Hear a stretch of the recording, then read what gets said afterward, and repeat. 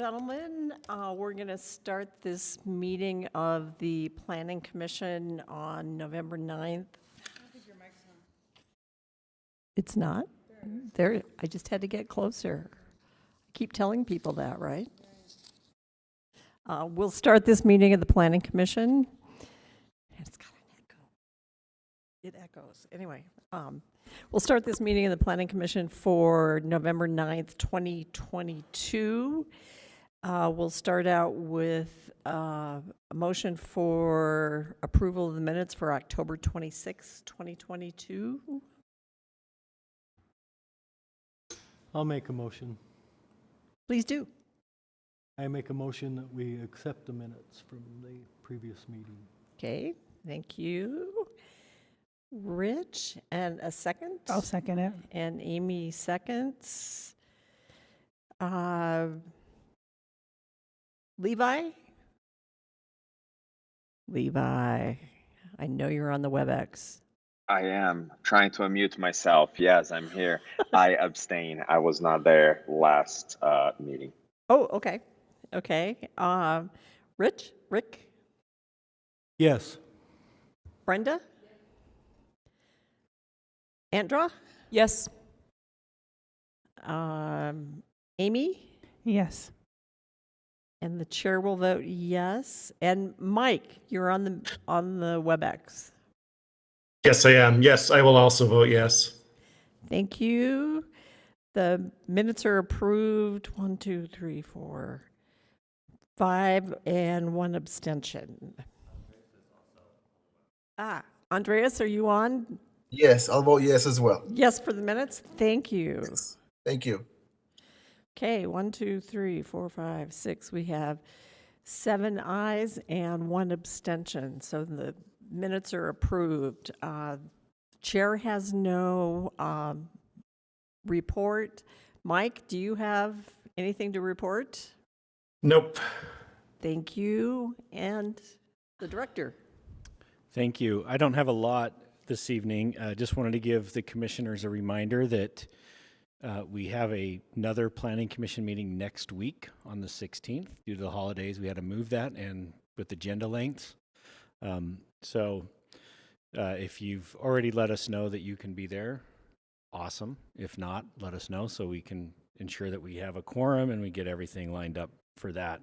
The only other thing that I wanted to give the Planning Commission an update on is that later this month at a city council meeting, they are going to be talking about the zoning proposal for the fleet block in the city. So it's been dormant for over a year now at the council level, but they are starting that discussion again, just to keep the commission in the loop on that. We'll give you more updates as that progresses through that process, particularly with the future of the block.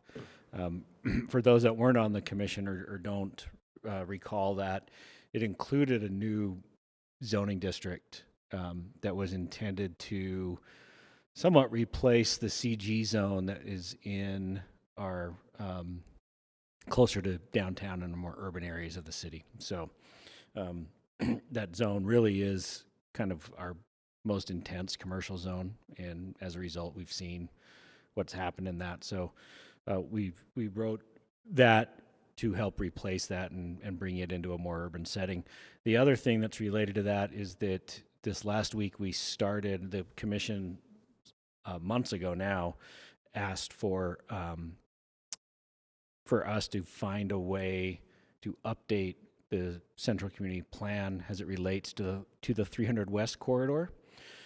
The city is in the middle of a rebuild of that street that includes grade separated bike lanes on there and is starting to transform that, and we're seeing a lot of housing going. We started that process with a consultant to update that plan to create a station area plan around the 2100 South track station, which is a requirement under state law for the city, and also to start the rezoning process for that corridor. So that's something the Planning Commission can look forward to over the next, we think it'll take about 12 months for adoption for the whole process to play out. So we'll keep you updated on that project as well. And that is all I had. Madam Chair, can I ask a question? Nick, what's the parameters along Third West from 21st South to what? Are you looking yeah, at? thank you. It goes basically the to the 900 South viaduct that comes off of Okay. 215. Thanks.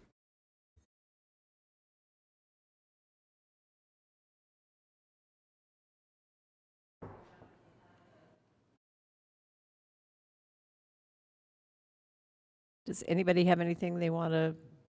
I just wanted to Raise? ask or raise a question. We have a couple of outstanding requests from a few months ago, and I just wanted to know, like, maybe get an update or at least know that they were still in the works. One of them was to invite the code enforcement guy back to talk about RVs.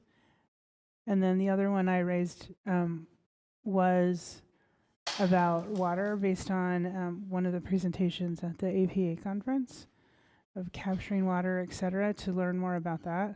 And I just, since we don't really hear updates on them, I just wanted to make sure it was still in the. They definitely are still on our radar, which reminds me, just as you all know, there's a state requirement for planning commissioners to have a certain amount of training every calendar year.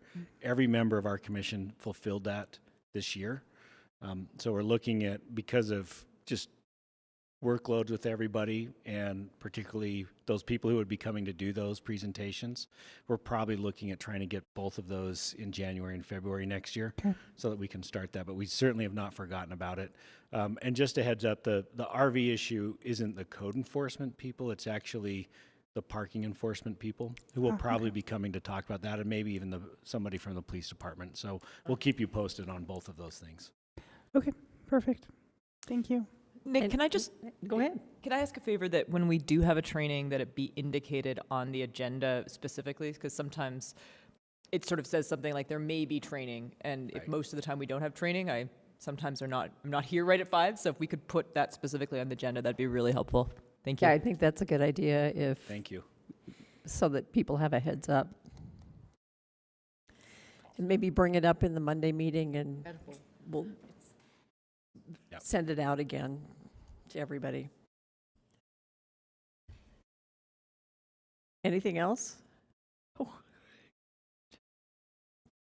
Okay, we'll move on to the public hearings. Item number 1 is a conditional use permit for an ADU at approximately 1335 South Immigration Circle, case number PLN PCM 2022-00590.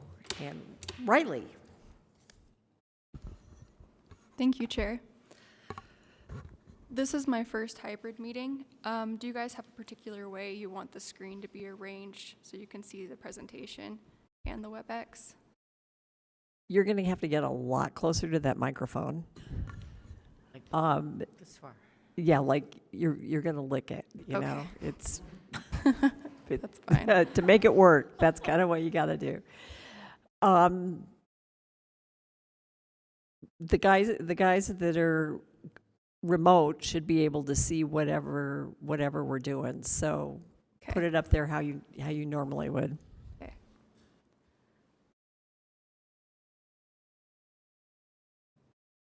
Sorry, give me just 1 second.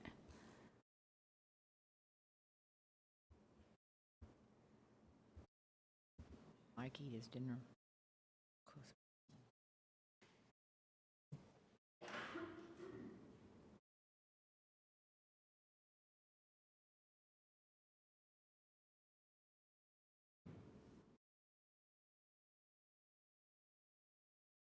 Oh, sorry, got it.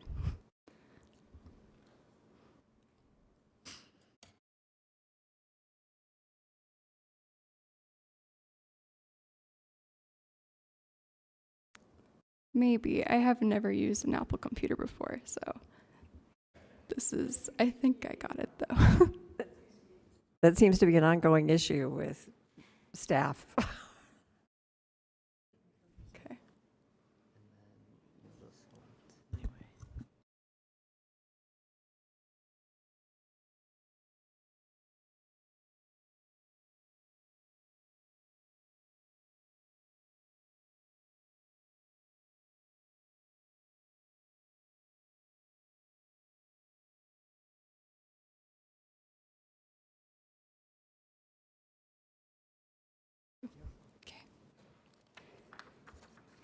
Okay, can you guys hear me okay? Is that close enough? Okay. So the request before you tonight is a request for a conditional use permit for an accessory dwelling unit at 1331 South Immigration Circle. It will be within a new detached accessory structure, and staff recommends approval. Here's an aerial image of the subject property and the surrounding area. There is an existing home on the property and a semi-permanent shed located in the northwest corner of the property. All surrounding properties are also residential, and this area is all within the R1 5000 single-family residential district. This area is also within the Wasatch Hollow Community Council District and is also near the boundaries of the Yale Crest Neighborhood Council. Here's the site plan that has been provided by the applicant. This shows the existing single-family home and the location of the proposed accessory structure. It also shows an existing walkway from the front of the property to where the new accessory structure will be, and this will provide pedestrian access to the new ADU. The site plan also shows street frontage along Immigration Circle, where parking for the new ADU will be provided. The ADU will have a footprint of approximately 700 square feet, and the total livable area of the ADU will be approximately 400 square feet. It will be located about 4 feet from the northern property line and 10 to 11 feet from the western property line. The proposed lot coverage, including the existing single-family home and the proposed ADU, will be about 3,363 square feet, which is about 23% lot coverage. In the R1 5000 single-family residential district, up to 40% lot coverage is permitted, so it is well within the allowed amount. Parking for the ADU will be provided on-street on Immigration Circle, where legal on-street parking is permitted. Here's the floor plan for the ADU that has been provided by the applicant. The new ADU will have a studio-style layout with a bed area that will be located in a loft area that will be elevated above the main space. The main entrance of the ADU will face south towards the rear of the existing home, and it will also have a secondary entrance that provides egress onto a porch area. The secondary egress will face east towards the eastern property line and is set back quite a ways from that property. If I remember correctly, it's like 80 feet. And the primary entrance in any portion of the ADU will be 10 feet or more from the existing home. Neither of these entrances will be visible from the front of the property or from the street. Here are the elevations of the ADU. It will be approximately 16 feet in height with a flat roof, and it will not be taller than the existing home. The lap siding that will be used for the exterior material of the ADU will match the existing home. There are windows proposed on all facades of the ADU, and there is one window located on the northern facade, which is the lower right elevation, that will be closer than 10 feet to the northern property line. Because of that, there are additional requirements for windows for this one specifically. So this window will be a clerestory window that will have a sill height of 6 feet. There are no additional requirements for other windows located on the other facades of the new ADU, as they are further away than 10 feet from property lines, or they are not facing property lines. You can also see here on these elevations where the primary entrance and secondary entrances are. Here are pictures that I took when I did my site visit. The far left picture shows the semi-permanent shed located in the northwest corner of the property. This shed will be removed when the ADU is constructed. On the top middle is the pathway that goes from the front of the property to where the ADU will be, and this will provide pedestrian access to the ADU. The top right is another view of the existing semi-permanent shed, also in the northwest corner of the property where the ADU will be located. The bottom left is the street frontage of the property. You can see the planning cars there from when I did my site visit, and this gives you a good idea of where parking will be for the residents of the ADU. The bottom middle image is a picture of the rear of the existing home. This will be the point of view from the primary entrance of the ADU. And then the last image on the bottom right is a picture of the front of the home from Emigration Circle. Staff has reviewed the proposal and determines that it appears to meet all city code requirements and the intent of the ADU ordinance, and no impacts are anticipated, detrimental or otherwise, with approval of the conditional use permit. And so staff recommends approval. Thank you, Riley. Any questions from the commission at this point? Any questions from our virtual panelists? Hearing none, is your applicant here? Do they want to make a presentation? You want to come up to the table? And you need to talk into the microphone and just state your name for the record. Russell Morley. And you don't have any other presentation or anything? No, Any ma'am. questions? Okay, any questions for the property owner? So just hang out there for the moment. We'll go ahead and open the public hearing. Is there anyone from the community council here? Is there anyone in the public that wants to speak on this item? No? Seeing none, we'll go ahead and close the public hearing. Real quick, Oh, actually. I forgot to ask about, I keep forgetting about the WebEx. You're okay. If there's anyone attending the WebEx virtually, if you want to speak on a public hearing item, just click the raise hand button so then we know you want to speak. Okay, is there anyone in the WebEx meeting that wants to speak on this item? See any hands? Seeing none, nope. Okay, we'll close the public hearing again, bring it back to the commission. Commissioners, do you have any questions? A motion?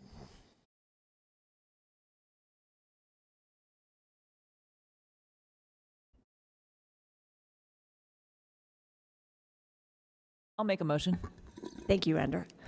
Based on the information presented in discussion, or lack thereof, I move that the commission approve this application. I'll second.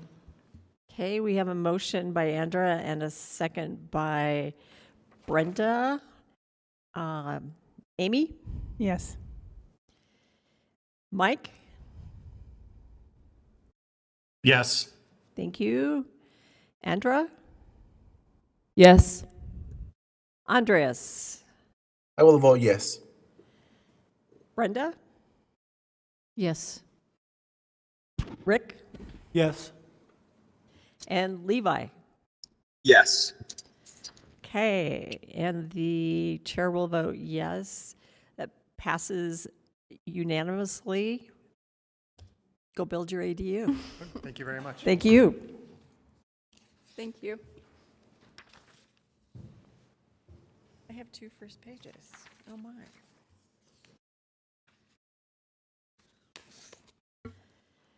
Okay, we'll move on to the second item on the agenda, which is the Glendale Regional Park Plan. And I don't see a case number on this. There probably is not one, just because this is outside of the planning division's tracking system. So Oh, okay. Yep. Okay, but it is a public hearing. it is a public hearing. Okay. There will be an assigned number to it when it gets to the council. Oh, So- okay, okay. All right, so, Kat. And introduce yourselves, please. Amazing. All right. Hello, can everybody hear me on this microphone? Awesome. My name is Kat Moss. I'm a public lands planner with the Department of Public Lands. And I'm Nancy Monteith, Senior Landscape Architect with the Engineering Division in the Public Services Department. Well, first of all, thank you so much for having us here tonight. We are so excited to be here in front of you and to present our Glendale Regional Park Plan draft. The plan is really supported by a lot of robust public and community engagement and multiple city advisory boards. So we're just going to kind of share an overview of the planning process, an outline of the final document, the preferred plan for the future site as determined by the engagement. And we're just really enthusiastic about this plan and are eager to move it forward through this adoption process. Next slide. So I'll begin with a little bit of background on the site and on this process. The old water park site and future home to the regional park has been closed to the public since 2018. Demolition of the site is substantially complete now as we work towards the adoption of the park plan. And the design team is on a parallel course working on phase 1 of the redevelopment of the site, which Nancy will talk about a little bit more in depth later. But the Land and Water Conservation Fund dollars were used to purchase the site way back when, many years ago, which requires the site to provide outdoor recreation to the public now by April of 2024. So to meet this funding requirement, we've already begun on design of phase 1 currently. But this park plan is for the 17-acre park site that will guide future improvements at the site, redevelopment of the site. It'll incorporate programming, operations, and maintenance needs, and really reflects first and foremost the desires of the Glendale neighborhood, while also making this a place that everyone in our city can enjoy by incorporating regional amenities that will draw people to the city's west side. So Glendale Regional Park Plan furthers goals and policies not only for adopted plans within Salt Lake City, but also helps fulfill a goal of the Salt Lake County Parks and Recreation Master Plan. And detailed information about this and how each of the goals are fulfilled is available in the staff reports, but I'm just going to touch on a couple of highlights really quickly. Our Reimagine Nature Public Lands Master Plan specifically calls out the creation of Glendale Regional Park as a destination park with an event area, unique recreational amenities, attractions to celebrate the Jordan River, and not only to preserve but celebrate the community, culture, and diversity. And then in the Salt Lake County Parks and Rec Master Plan, which was adopted in 2015, it also calls out for the development of a new regional park in Salt Lake City west of I-15 that incorporates playfields, trails, and water play. And it's also just kind of important to note here that the county does largely operate city facilities if programming is necessary, so our aquatic facilities at this point. So it's important that this plan aligns, and I'll touch on that a little bit more in a couple of slides.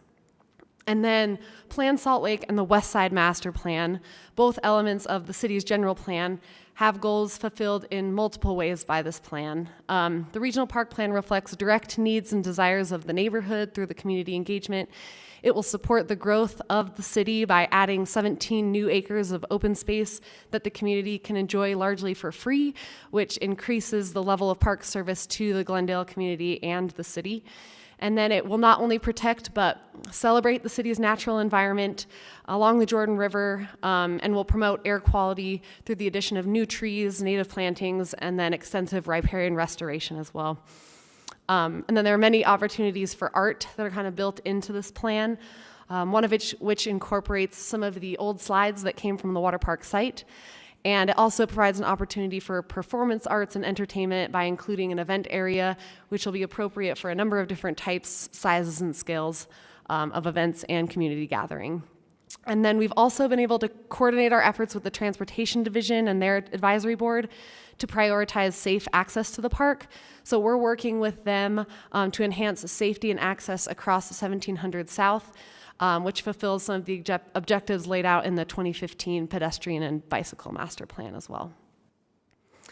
So then just a quick minute to start looking kind of at the overarching mission and goals for this plan. I'll talk about the structure of the public engagement in a couple of slides, but for this project, we established a community advisory committee, which was comprised of representative members of the community and community organizations to help guide the process and the plan. And so this mission statement and these goals that you see on the screen were established and confirmed in conjunction with the Community Advisory Committee, and then later vetted through broader public engagement. And so many of these goals will be already addressed as this plan moves through adoption, and then others will kind of guide implementation of the park plan itself. But really, we wanted this park vision to be led by the community, as I mentioned, and for it to reflect the neighborhood's culture, diversity, and their needs. It needs to be a park that increases equitable access to nature and recreation, provide programming and entertainment at low or no cost. And we also heard that one of the top priorities of the community and the city was creation of a safe space with high levels of programming and activation to make it very welcoming at all times of the day and year. And then while this vision is driven by the Glendale community, we know it needed to be a regional destination connecting a number of open spaces along the Jordan River. And then finally, from the youth that we engaged with and the broader community, we heard that environmental quality and access to nature were going to be really critical in enhancing the community's quality of life. And we prioritize addressing some environmental justice issues on the west side currently. So just a bit of context as we start looking at this process. The Glendale Regional Park site is very opportunely situated along the Jordan River and is connected to many other open spaces. It's adjacent to the current Glendale Park, Glendale Golf Course, and it's across the street from 1700 South River Park. And then from there, we see connections to many natural spaces and developed parks along the Jordan River. So contiguously, this kind of swath of connected open space is nearly 150 acres, which is larger than Liberty Park. And throughout this process, the project team kind of invited community members and the public to envision all these open spaces together and kind of imagine in the area what already exists and things that this park could serve as that are missing in that area. So throughout the engagement, we heard that a lot of people are traveling from the west side to the east side, to places like Liberty Park. So one of the goals for this park and these nearby contiguous open spaces is to create an asset that west side communities can feel connected to just as much as places like Liberty Park. And so we took also into consideration during the design, the preferred plan, which amenities and services are already provided by adjoining open spaces. So in the plan, you'll see that Glendale Regional Park doesn't show a lot of multi-purpose field space. But if we look at this park in the context of the whole area, right across the street at 1700 South, we see quite a few multi-purpose fields. And so we heard from the community that there's a desire for really unique amenities here, and that service wasn't necessarily missing at this site. Next slide, please.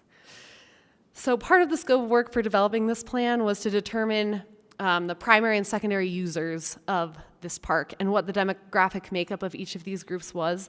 So the project team determined that the primary market area, which is depicted here in the figure on the left, is the Glendale neighborhood bound by I-15 and 215 on the east and west, and then the neighborhood boundaries on the north and south.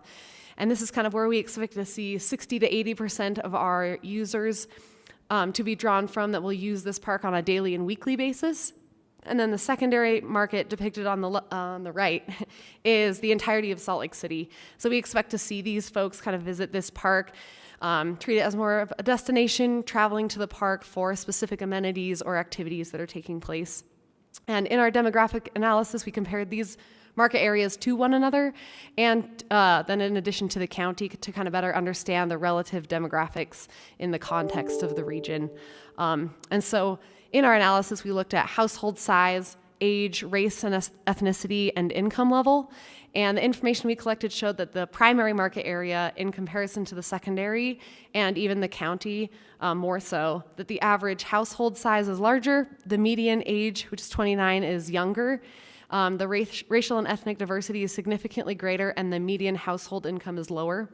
So each of these findings has huge implications for the future uses and programming at the site.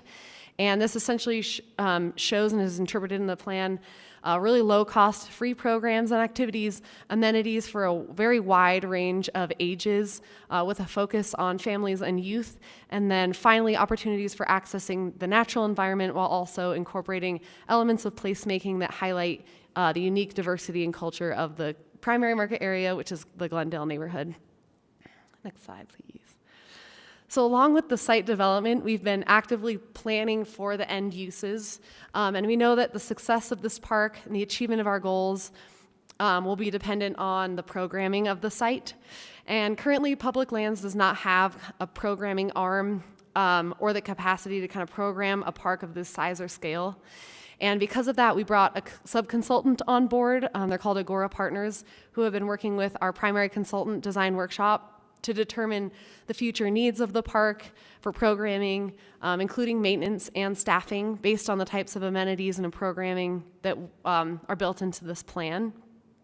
And then identifying interested programming partners to kind of help activate the site. So they've studied the site to determine the market potential kind of the park, who is likely to visit when, from daily use to weekday use, and even like yearly distribution use of the site. And then have been investigating and pursuing relationships with external programming partners that can kind of fill the gaps that the city may not be able to fill with this programming need. And based on engagement with stakeholders and interest groups, environmental programming, art and dance group, food and food truck vendors, and aquatics have all risen to the top of the list in terms of parties who are interested in partnering with the city and what the public would like to see programmed on the site. Next slide, please. Okay, so now just to kind of dive into our public engagement process. As I stated, this plan really needed to be community-led, and we prioritized the neighborhood and stakeholder engagement early on in the process. We attended community events that were already occurring to kind of orient folks to the process, get some early input as to what's needed for the site. And then taking into account the large youth population, we wanted to intentionally hear from that community. So after Glendale Community Council and community leaders had been reached out to, we engaged Glendale Middle School and Mountain View Elementary School students.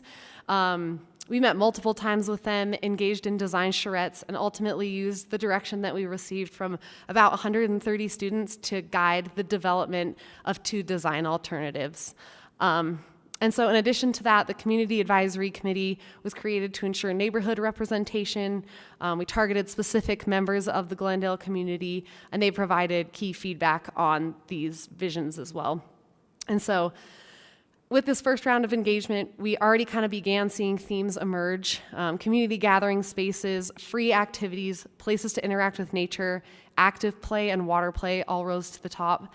And that's kind of where we based our 2 initial conceptual designs on.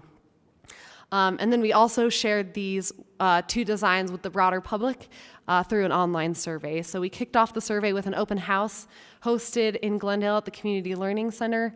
We had members of the Glendale community, our CAC, and the city at large attend to kind of orient themselves to the project and provide feedback. And the public survey was open for a month, and we gathered 1,360 responses, just over, to inform the final park design. Next slide, please. And so in addition to the individual elements of the plan, we vetted the mission and goals in order to keep this plan in line with community values.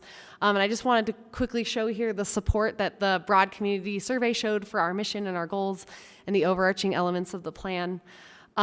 If it moves forward with formal adoption, we will have kind of already achieved goals 1 through 4 shown here by ensuring that this plan is community-led. It includes information about programming to build external partnerships and relationships. We'll have continued conversations to enhance safety and activation of the park, and then to develop that final piece of open space along the Jordan River. And in just a moment, Nancy will touch on how the remainder of those goals will be achieved through the construction. Next slide, just a couple more from me. During these events, we received a lot of valuable feedback and input from the community. And as you can see here, we did achieve our goal of really centering this vision around what the Glendale community wanted to see.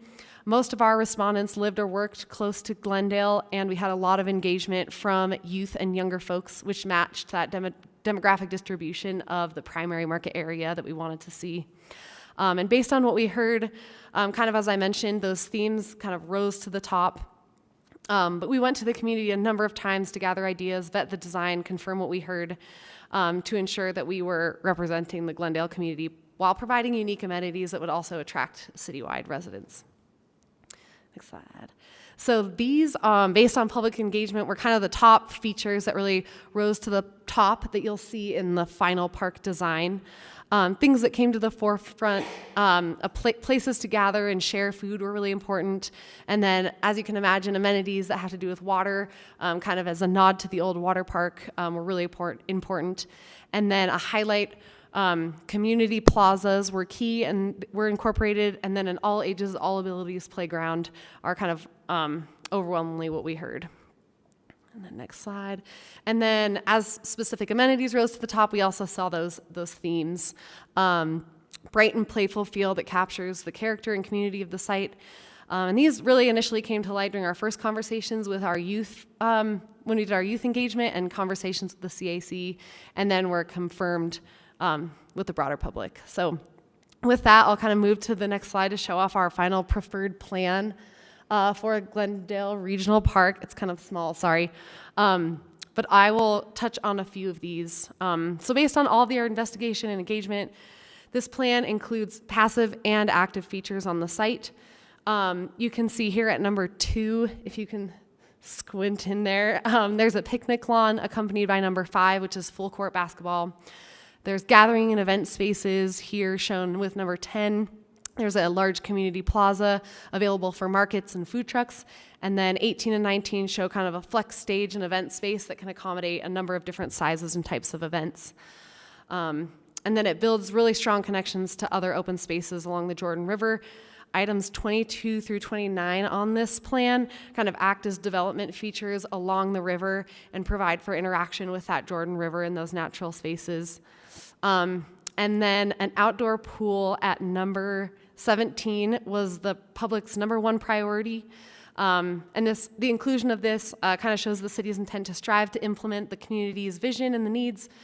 And so that was, the community's number 1 priority that you'll see in there.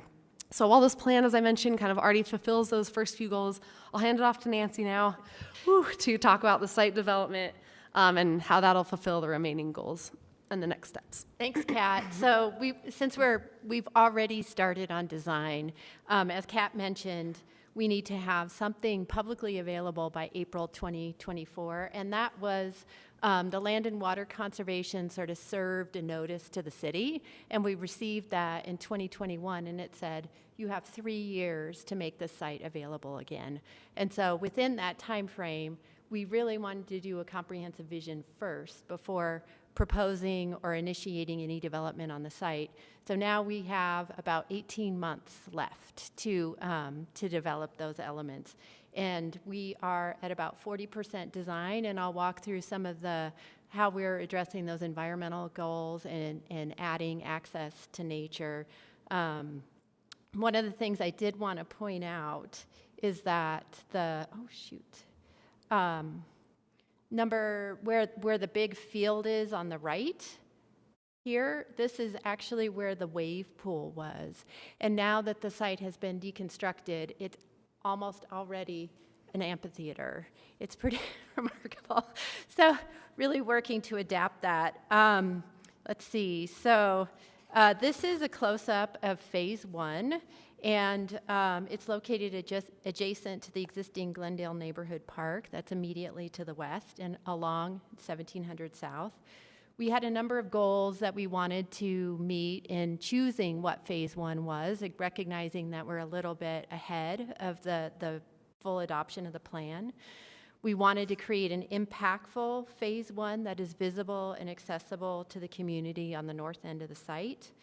We wanted to build on the existing improvements, so develop the area that is in closest proximity to the neighborhood park that's just to the west, and there is a restroom there that can be easily utilized by visitors.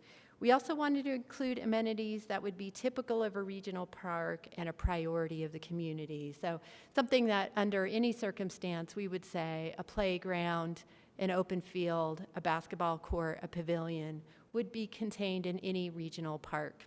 So we felt it was fairly low risk to move forward with those. And then include amenities that we believe can be constructed within the project timeline. So the development program includes a playground, pavilion, basketball court, informal open lawn, food truck and market area, trail connections, parking, and bioswales.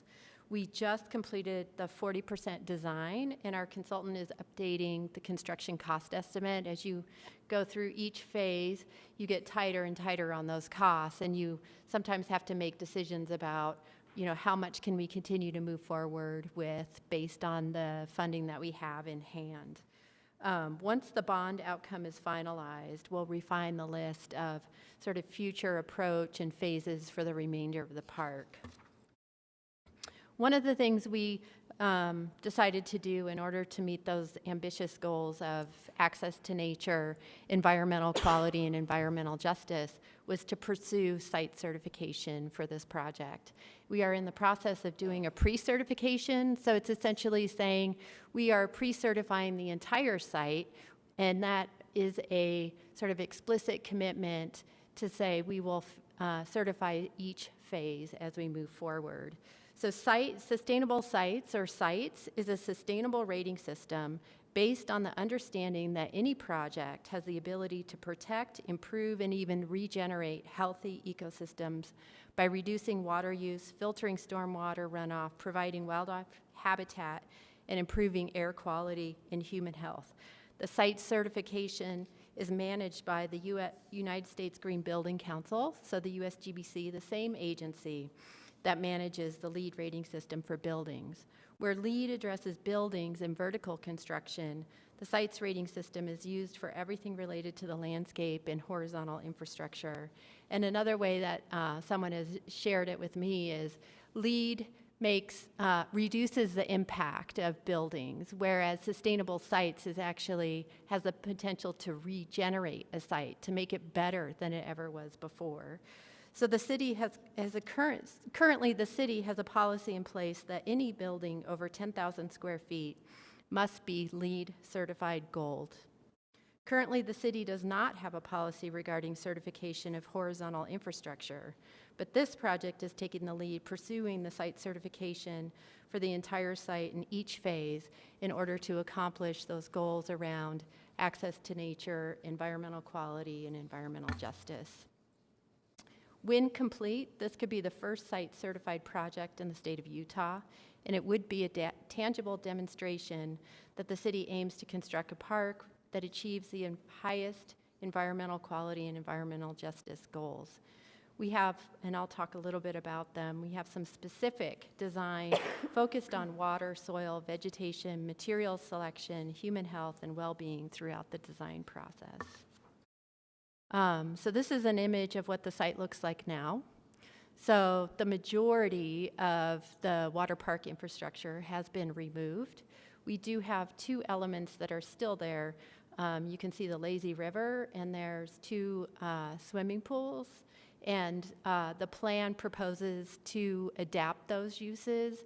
So do a kind of wheeled sports around the lazy river, and then skateboard features related to the two pools, and they were both very popular in this notion of keeping something from the site to memorialize it, and then also just reusing as much as we can. There is still some technical details to work out, so it's not in our first phase, but we are thinking about that. So the area in pink represents our first phase.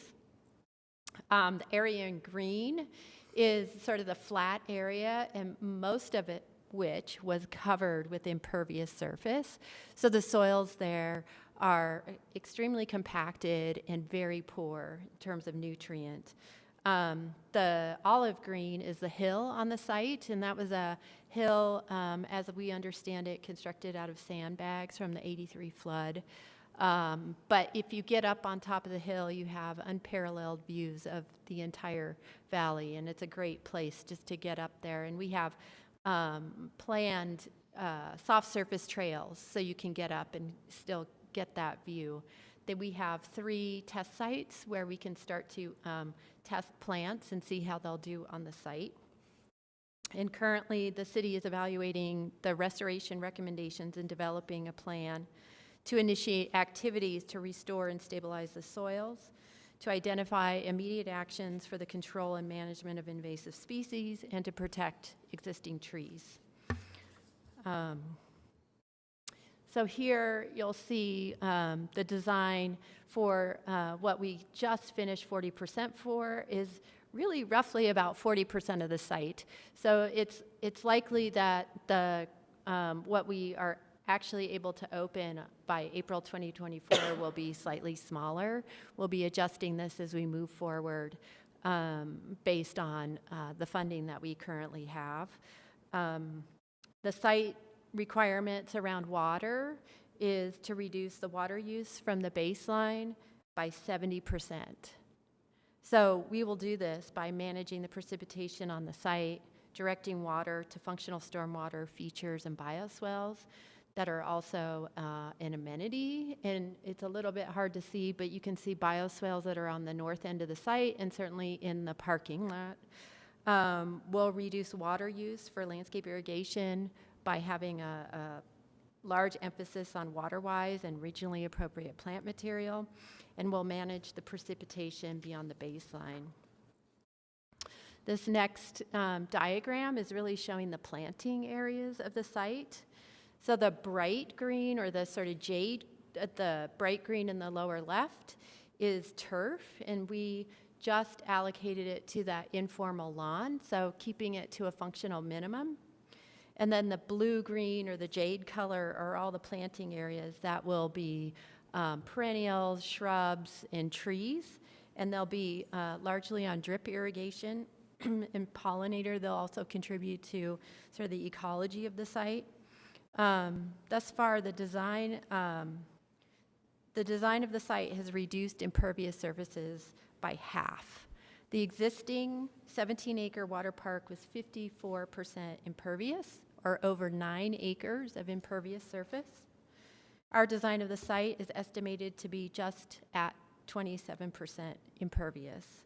And there is nearly 100 large mature trees on site that we have designed around and we will be working to protect. That's a gift for any new park, the mature trees. We'll be also putting together some strategies to see that they're appropriately cared for the next couple years until this project comes online. And then our plan proposes 120 more. So the significant reduction in impervious surface, protection of existing trees, and extensive tree planting will significantly mitigate the urban heat island effect. And then we'll have a robust plant list of native and water-wise plants that we'll be utilizing on the project site. And here's just a few of the stars of the show.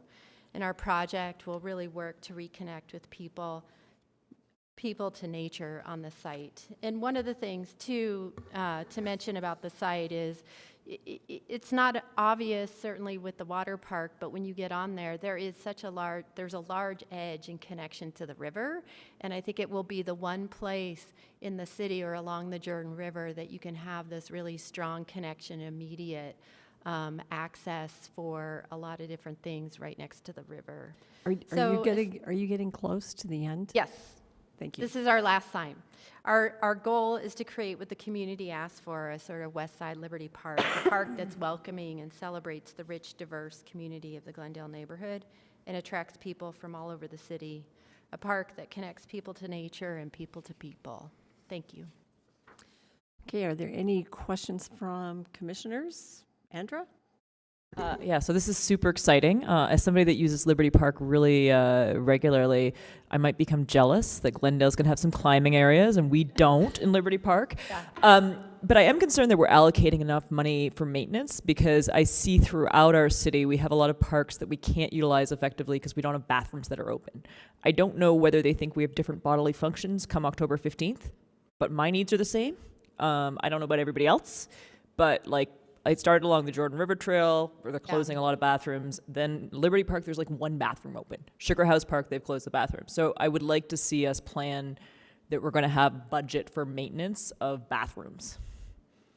And there has been planning during the planning process was some estimation of operations costs, and we are 18 months out, and I know that there has been some discussions about operations for this site. Yeah, hopefully we plan. I don't know why, whether they allocate that people will only use the park 3 months of the year or what the bathrooms allocation is, but it is a year-round need. There's a lot of reasons. Yeah, specifically for that, the Glendale Regional Park was on the GO bond, so on the ballot yesterday that we voted on, and public lands will receive, in the event that that bond passes, will receive specific maintenance funding for those bond projects, and so we're anticipating a large number of those dollars to go to Glendale Regional Park and maintenance. And in the plan, there is a full section that outlines specific maintenance and operations, basically protocol that can kind of lend a little bit better idea to specifically how the maintenance on that site will look. So I'm going to sort of join on to Andra's comments here because I heard you say that in the first phase there's not restrooms. Correct. So if I pulled the first phase up, if you are looking at the playground, you can walk to the west about 5 minutes, and there is an existing restroom. It's not. Is it on open? there. You know, I would probably defer to Cap, but I know that there has been some challenges because I think oftentimes people are locking themselves in the restrooms, and I don't know if they're open now. Are they already closed? The bathrooms are not open, if I may. I live five houses away from the park. Okay. The bathrooms are not open. We have a bunch of homeless people sleeping outside of it right now. The city tried locking the bathrooms. They would break the locks, so they had to weld the doors of the bathroom shut. So. I think this might, Levi's comments might suggest that given where this is located, we may need police presence to keep this an inviting place. And nobody wants police, I think, to make it usable for people that do have security concerns regarding, and our next item, we're going to be talking about, some of the challenges we face with some of a minority of our homeless population. I think we might want to think about how do we make this a safe place? And I think that's something that to make public parks usable, we need washrooms, and it sounds like to make sure that we have washrooms that are usable, we need maybe a little bit more police than we provide in some of our other parks. So is this park going to be open at night? It will. Oh, go ahead. I think similar to Liberty Park, it's open, I think 5 a.m. to 11 p.m. at night. The Public Lands has initiated a ranger program, and there is 16 rangers now dedicated to the public lands. And there is, in this plan, a place for the rangers to have an office, and we are also talking about a maintenance facility. And the parks, such as Fairmont or Liberty, that have day-long presence by park staff, there is a notable difference in continuing to make a welcoming space. And a regional park such as this, especially with the level of programming that we're thinking about, would warrant that. And just piggybacking, the park rangers are prepared to come online as soon as this park is online, and they're on the Jordan River currently. So we have a team that is out and now, hopefully, working towards addressing some of those issues, but they are definitely large policy issues that I think Public Lands is addressing citywide. So is there a fence around the park? When you say it might close at night, there's no fencing, right? No. Well, actually, Still be able there to just is some walk into it, right? So there is fencing. We have a small fence along here, which is about, it's just a line on the plan, but it's equivalent to, say, a picket fence. Yeah. So that there's some boundary between 1700 South and the playground.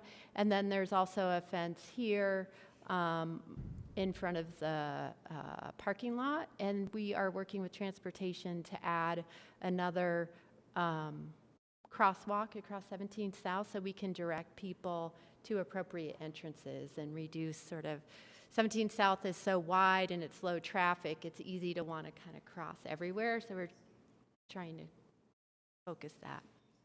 So some of the May other... I? I'm sorry, go ahead. Oh, sorry, go ahead. I didn't see you. No, go ahead, go ahead. I'll go next.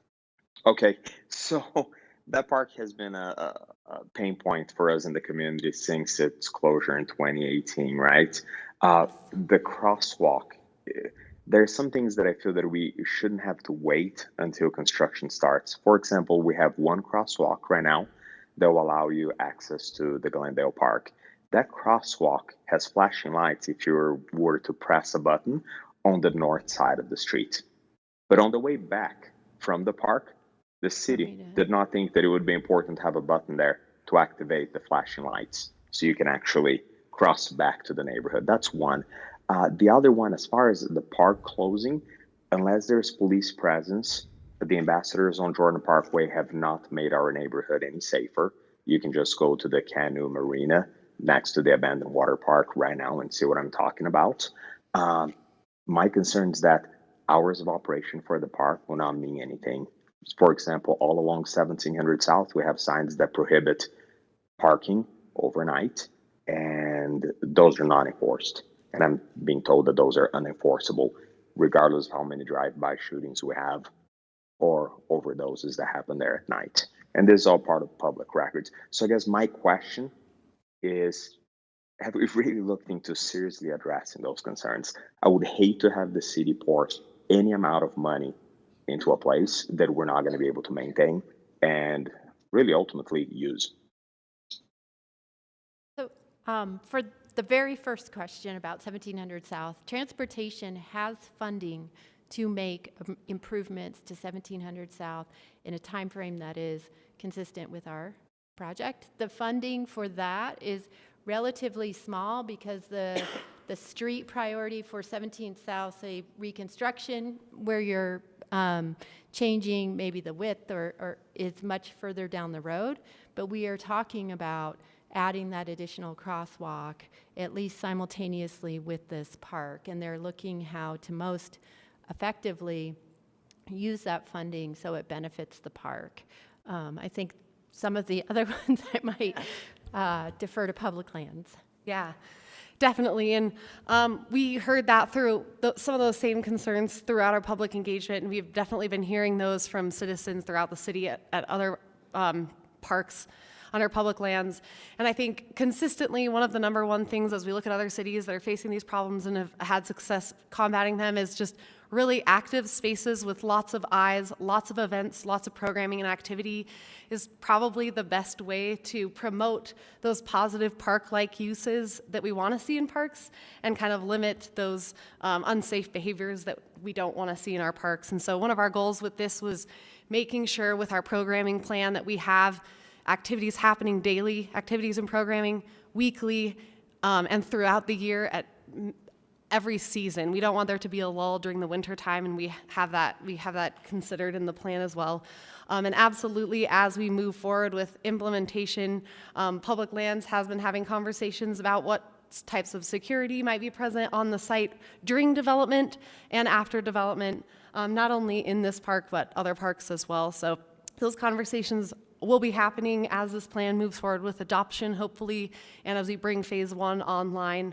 But yeah, thank you for that comment. We've definitely been facing those similar challenges with other parks in the area as well. I have a few little things. One of my questions is, did you work at all with the Jordan River Commission on their goals? Because they're not listed in the staff report as a partner or anything.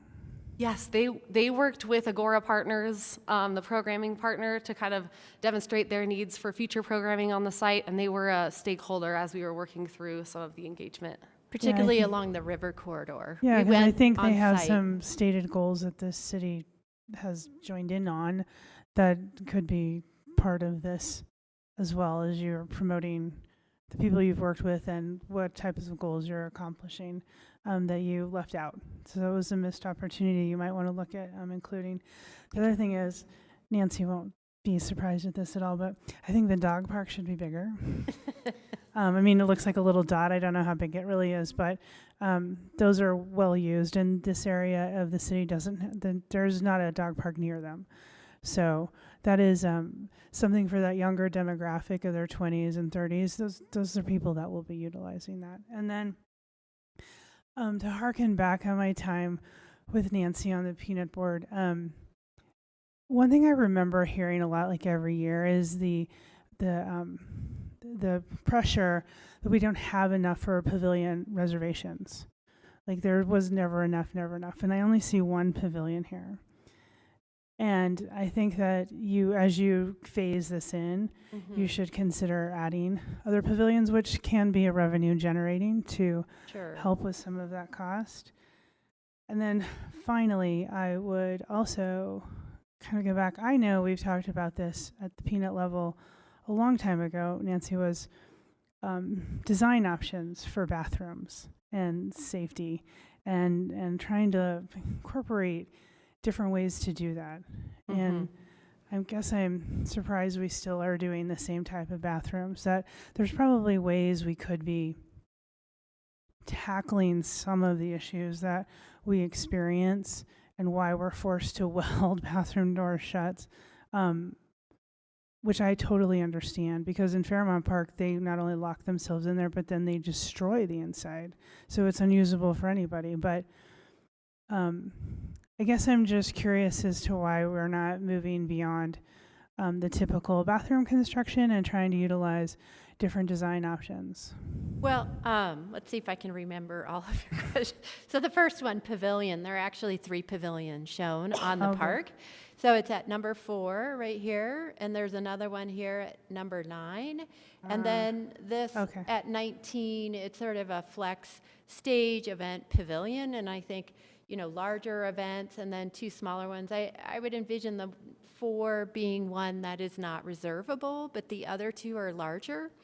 I still think that's too low. Because if you look at the number of pavilions that Sugar House Park has, which is not a city park, but they're constantly reserved. And they have a lot. I don't want to count them off the top of my head, but there's a lot.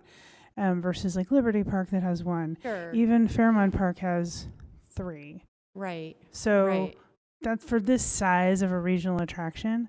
I think you could probably look at adding more pavilions in the phases as they move forward. Sure. That's a really good point. And, you know, I think we're always looking at our spaces and understanding what the needs are. I do want to comment on the restroom. We're also concurrently, we're working on Pioneer Park. And as you might imagine, the restroom there has had some challenges, and a lot of effort is being put into how do we co-locate uses. And we're even talking about you know, the ranger office is in the same building as the restroom, and then it's nearby, you know, some food service or something like that. So one thing to keep in mind is this master plan is essentially a guide going forward. And so when we get into the design of each element, we will really try to understand and bring forward new ideas and from every park, apply them. The restrooms are a really tough issue for us in being able to keep them open and available. Yeah, I was in Zurich this spring, and they have apparently drug users too, and Zurich. Okay. And they have little holes in the bathrooms for them to put their needles in. You know, we're probably not going to solve our drug abuse issues by the time the park gets built. Yeah. I mean, I understand it's not ideal to have drug users, but we have them. And it wasn't a problem in Zurich. Right. People use it, and they somehow find ways Right. of managing this. I do want to echo Levi's concerns about this is a lot of money. And I like the idea of park rangers. That's less intimidating than police officers. But I do think that if I think we should think of significantly higher staffing levels than some other parks, because it will be a waste of money if people don't feel safe there. And I appreciate that you guys are thinking about kind of active activities and things, but it may just require a little bit more investment on the part of the city to make this a usable park, given the concerns people have had along the Jordan River Trail. Mm-hmm. Thank you. Yeah, I totally agree. And I don't mean to keep referring you to this plan, but there is a section in the plan that makes specific additional FTE recommendations for maintenance and operations, like specifically dedicated to this park. So yeah, take a look at that as well. Can you do me a favor and point me where it is in the plan? Sorry, I missed it. I apologize. No, it's fine. It's in the planning document. It's in the maintenance and operations page. I can definitely get you a page number by the end of this meeting. Okay, do we have any more questions from the commission? I've got a question. Just given the number of amenities and the program and event aspirations that you have, is the parking going to be adequate for this park? I see that there's a relatively small parking lot across 17th South listed in the... We did a parking analysis, and it recommended, and I wish I can't remember off the top of my head, but so there's parking there, and we are anticipating when the park is open, the street parking will come back. Right now it says no parking, but there will be parking along the street. And so you never, I would say for everyday typical use, it is sufficient. But if you had, say, a regional event, we're hoping that the fact that it's located in such close proximity to two regional trails, the Jordan River Trail, Parley's, and then if you go a few blocks north, 9th South, that people can get here by active transportation. We also looked at sort of public transportation and the access for that, but hoping that people will come to the park with various modes. Okay, we're supposed to do a public hearing on this, so if we don't, are there any questions from our remote commissioners? Okay, nobody spoke up. So why don't we open the public hearing on this, and you'll hear some more, I'm sure. I have a card here from Cindy. Well, so far. Well, I thought that people closer to the park would be speaking. I have recently worked on some issues in Toffer Park. Oh, which is- remember to tell us who you are. Oh, gosh. I'm still Cindy Cromer. So recently I've been working on some issues in Toffer Park, and I think they are relevant here. Toffer Park is in Central City. Hours of operation. I see no reason for parks unless there is an event scheduled to be open after dark. Their hours of operation should be dawn to dusk, period. End of conversation. We don't live in a city where it's appropriate to be wandering around in a dark park. And that has certainly been an issue in Toffer. Toffer has no views. It has no programming. There is no reason for anyone to be in that park after dark. And I think most of you have figured out that I'm not a New Testament kind of person. I'm an Old Testament kind of person. And I do want to bring up what has happened to this ground in not just recent years, but for quite a while. The neighbors of this park have dealt with an eyesore, a massive amount of waste as the facilities there deteriorated, and a de facto campsite, which has truly imposed on the neighborhood and made all sorts of headlines in the news. It is not appropriate for city-owned property to function the way this space has.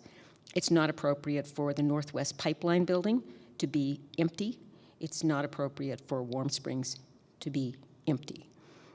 It's not appropriate for the Fleet Block to be empty. So while all these lovely pictures that everybody has worked so hard on and there's been so much public process, I want to remind you that getting here was no fun for people who were really close to this park space. And we need to do better and make the time that these spaces are unoccupied and unattractive far shorter than it has been. Thanks. Thank you. Is there anyone else in the audience who wishes to speak on this item? We do have someone on the WebEx wanting to speak. If there's Okay, they will have 2 minutes. And Okay. introduce yourself, whomever you are. Yep. Charles, I'm going to unmute you. Just go ahead and state your name for the record. Hi, I'm Charles Coltrane. I live across the street from where this park is being developed.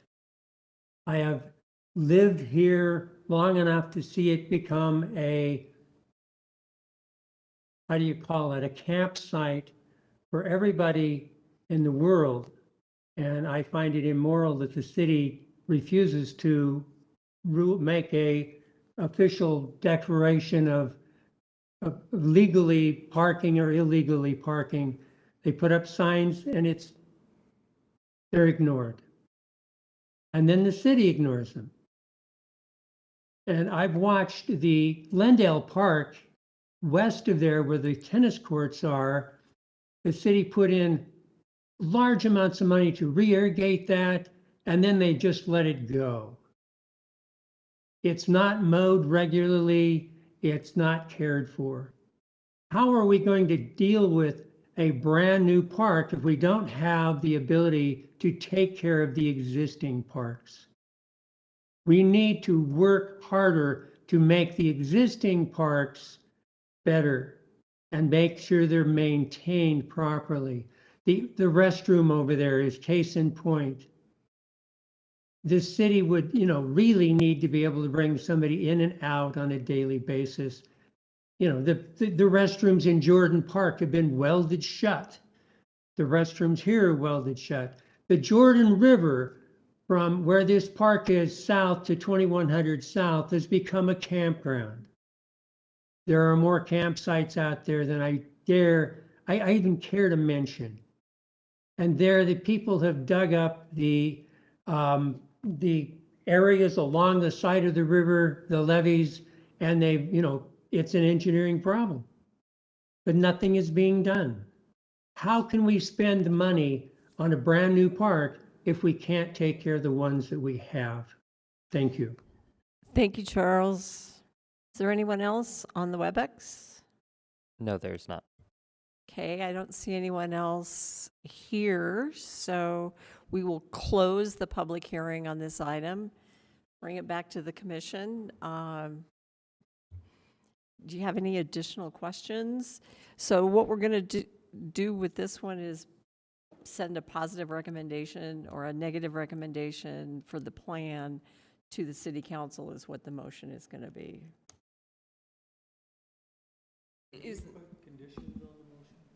Sure. Or make recommendations for items A, B, C, whatever. Rick, I think it's more that it's not so much conditions as the way we're used to it, because city council decides, but we could suggest that the council look at A, B, or C. So it's not the same thing as if we're one of the deciding body. So the condition I'm contemplating is maybe a condition that has some requirement in it that there be on-site staffing at the park, and I think you can make that as a recommendation that the council look at that, but it's not as, I'm just trying to point out that it's not a condition. The same way that it would be as a condition to something that we make a decision on. But you can certainly make your suggestions and recommendations to the city council of things that the planning commission wishes. yeah, I'm thinking Them to look at. I'd appreciate some Maybe help just with this. pay special attention to additional maintenance and staffing, security, given the location and to make it usable. I want to mention, I don't think it should be just dawn to dusk. A lot of working people don't get off work till 5 p.m., and that means we couldn't use the park on weekdays unless we got up very, very early. So I would like to see it kind of till 9 or 10 p.m. or something like that. But anyway, that's, yeah, but I think maybe just paying, we recommend approval and that council pays special attention to staffing and security for this facility. And long-term maintenance. And long-term maintenance, yeah. I would make that motion. Please do. I move that the Planning Commission forward a positive recommendation to City Council on the fabulous Glendale Park Regional Master Plan with a proviso that the City Council pay special attention to operations, maintenance, security, and what's something else? And staffing. Staffing, yeah. For the park as it goes into use. So we have a motion from Brenda I'll second that. and a second from Rick. Any discussion? Okay, we'll call for the vote. Amy, Sure. Mike, Yes. thank you. Andra, Yes. Andreas, Yeah, I will say yes. I would also like to say, it was a great presentation. The idea is definitely there, but the concerns that were shared are also shared by me, and yeah, definitely would like them to consider those recommendations that were presented. Thank you. Yes. Brenda, Yes. Rick, Yes. and Levi. Yes. And the chair will also vote yes. So you got a 1, 2, 3, 4, 8 votes in the positive to go to the city council with. Thank you very much. That was Thank you for your time. Yeah, thank you so much. a great presentation. Madam Chair, can we take a little break? Do you Bathroom need break? a break? Okay, we'll take a 5-minute break. Be back here at, what is that? 6:52 or something. It's not quite efficient.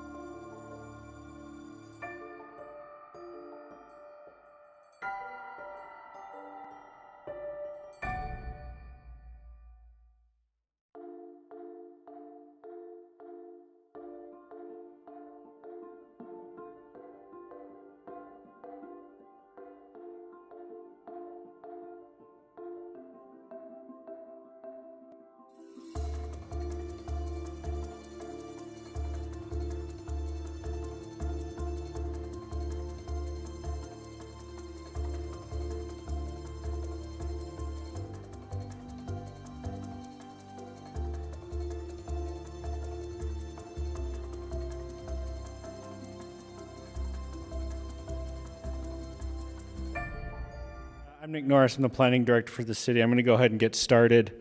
And tonight, this is a briefing on the proposed changes regulating homeless resource centers and homeless shelters in the city. This is the same presentation that we have been giving to the public. We've modified it a little bit based on some of the input we've received and to give the Planning Commission some more background information because since you made a recommendation on the proposal to remove the uses from the zoning ordinance a year or so ago, we're back. So we have a couple of goals for this briefing. First we want to tell the story of how this fits into the bigger picture, how it's related to housing in general. We want to review the process of how we got here. We're going to obviously go over the proposal and what it means and how it works. And then we want to talk about next steps. And finally, we want to answer any questions that the commission has and take any feedback on the proposal. So I wanted to start with some of the big picture things. We are often asked what the best practice is for regulating homeless shelters. And the reality is the best practice is providing housing for everybody. There is no best practice for sheltering people on an emergency basis.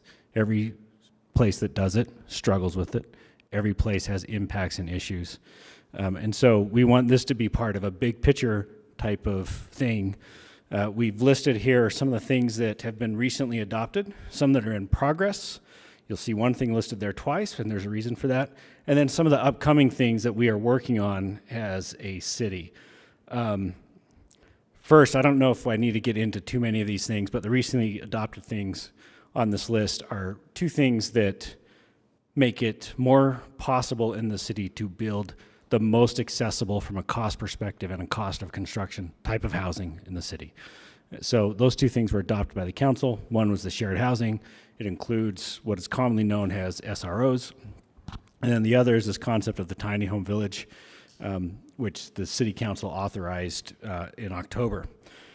In progress, we are updating our 5-year housing plan. For those that don't know, and you've been briefed on this a little bit, but the state requires all cities to update their moderate income housing plan every 5 years. Ours expires this year, so next year we have to have a new one. It includes a number of things that are kind of in that upcoming category, and I'm not going to get into those too much because I think it's mainly there just to give you an idea of what we're looking at into the future. You know very well about the affordable housing incentives.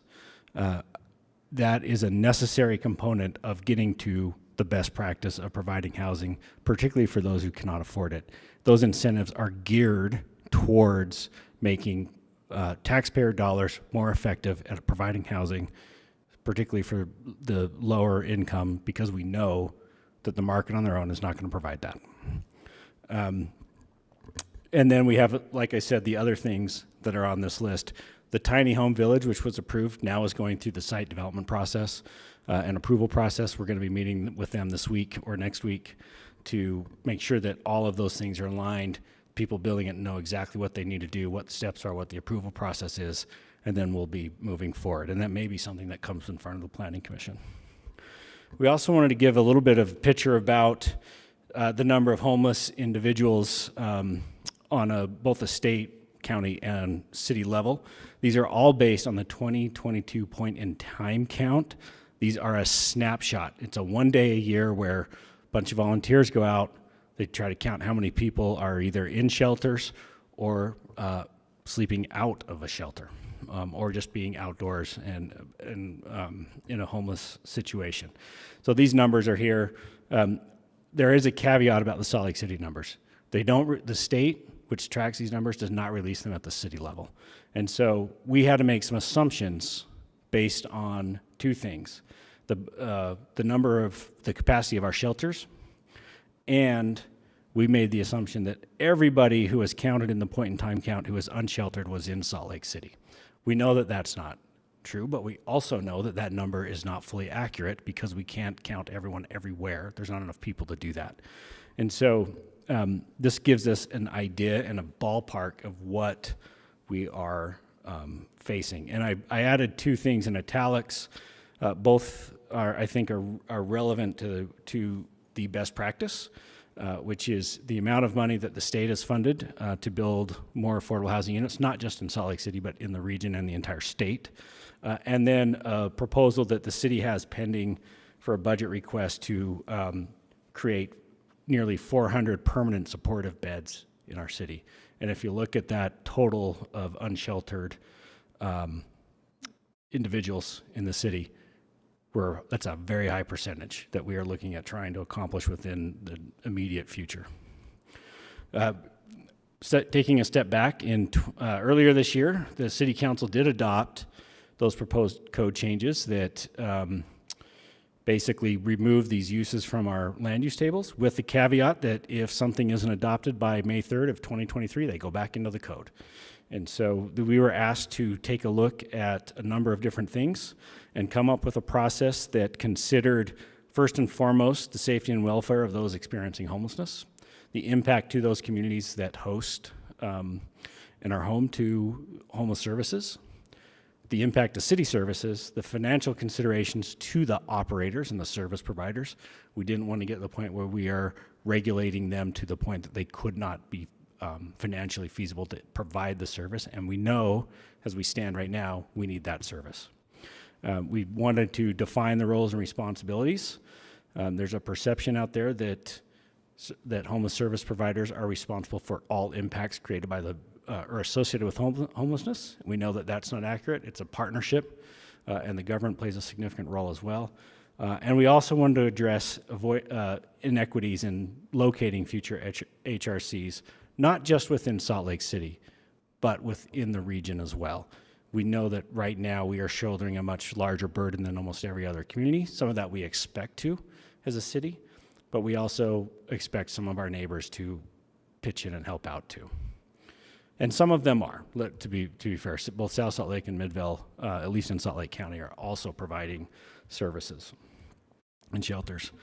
We have been using an online website to relay information to the public at this slc.gov/HRC story map or hyphen story map.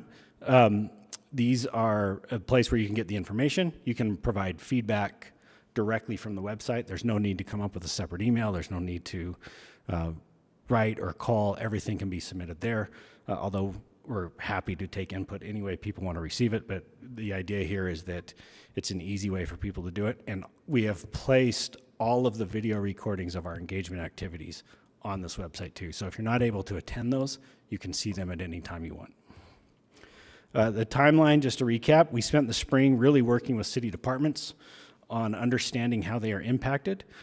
It was fairly extensive, mostly focused on police and fire, but also every department of the city almost was impacted somehow by having to respond to some homeless need. And so we wanted to have an understanding of that, primarily because we knew from the beginning that zoning is not going to solve all the impacts. It can't address all the issues, but there are some that it can. And so we wanted to get a better understanding of that. We also met with focus groups who are made up of those people who, the homeless population, both in shelters and in encampments.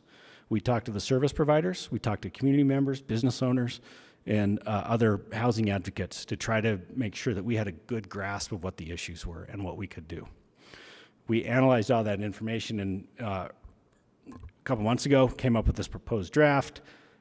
We went back to those focus groups, gave them an overview last month.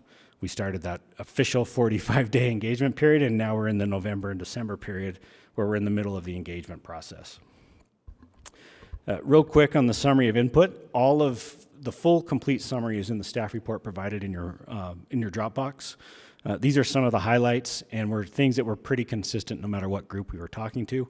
I will point out the thing that we heard the most, particularly from those people who are using shelters or currently experiencing homelessness, it was the exact same thing that we heard from people who live in the neighborhoods.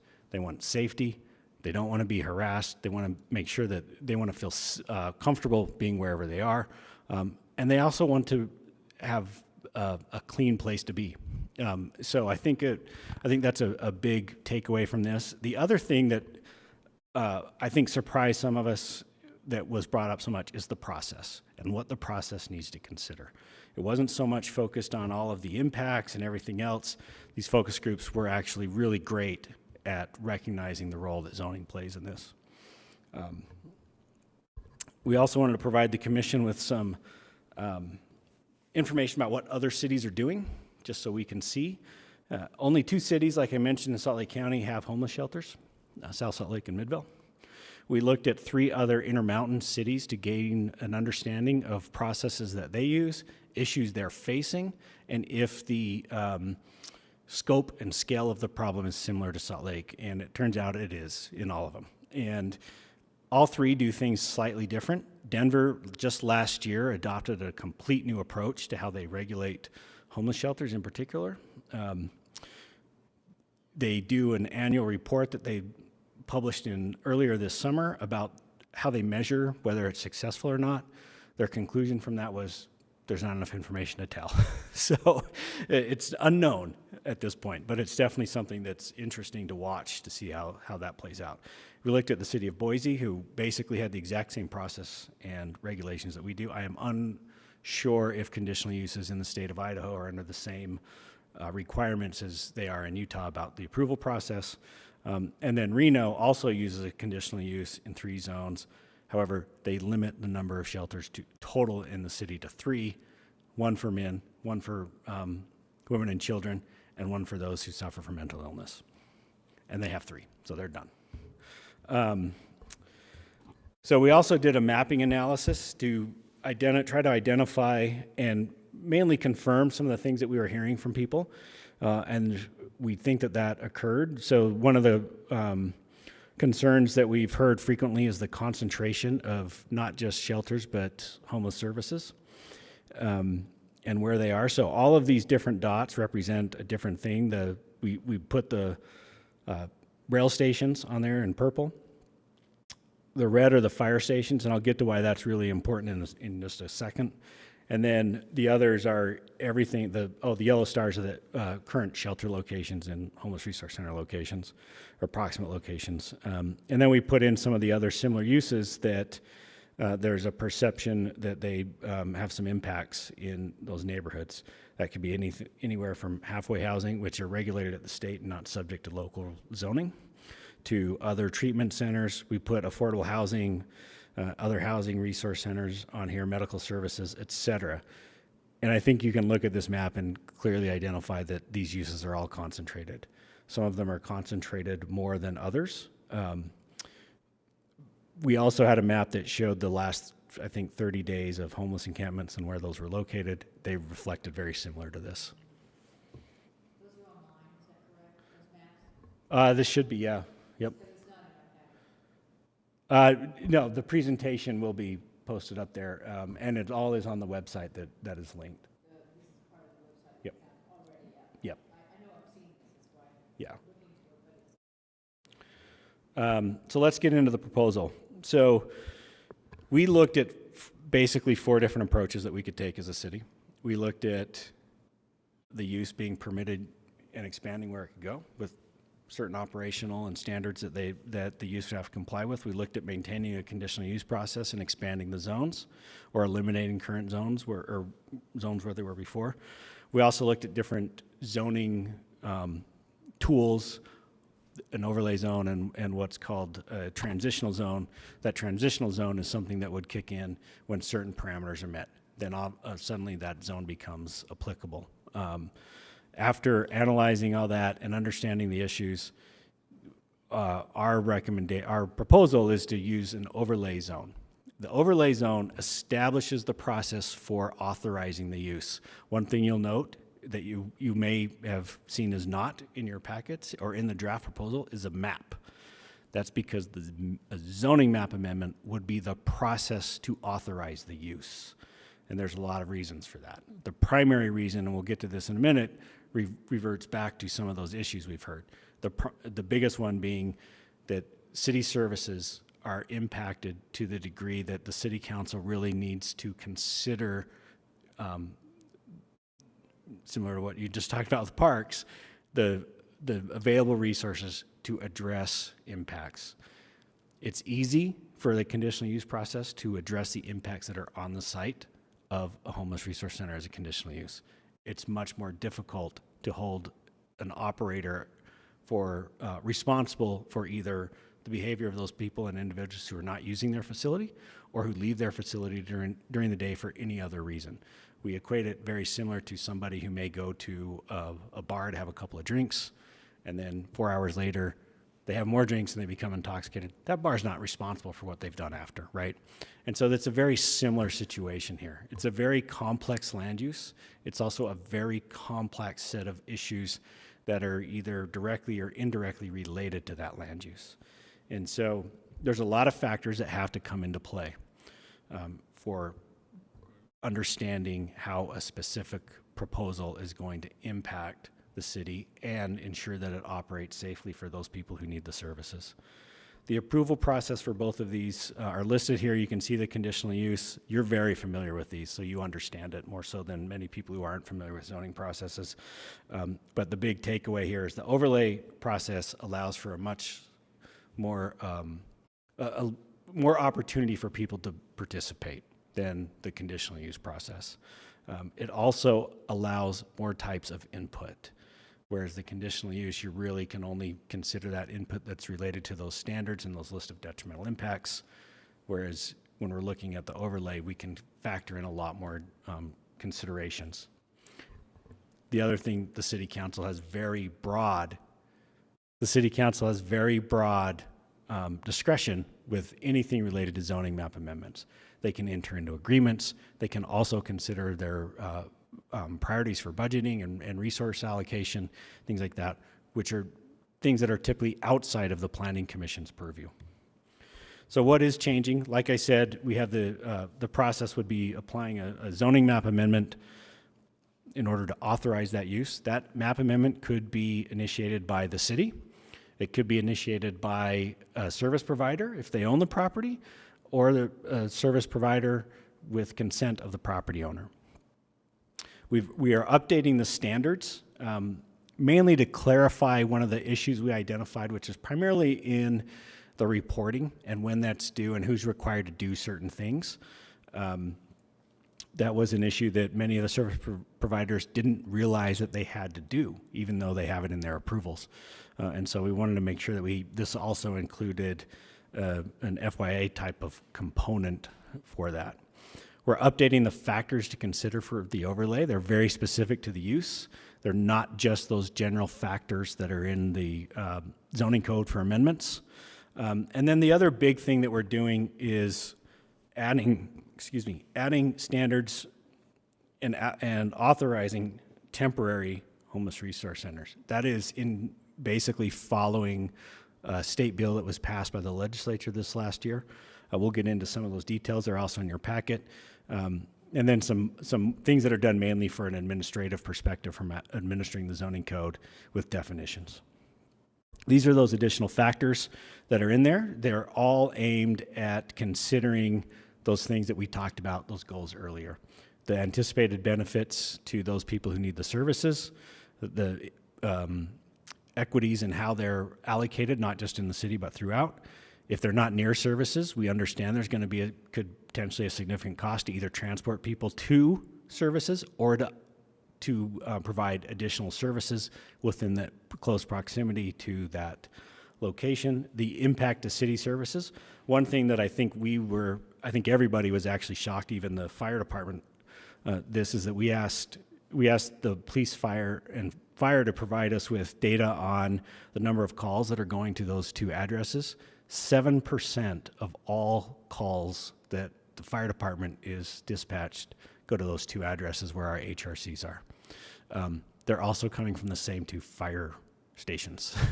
So if we have another HRC within those fire response districts, it's a very complicated fire response district system that the fire department has, but it works for them and that's great. But if we have another one in there, it starts to decrease their response times.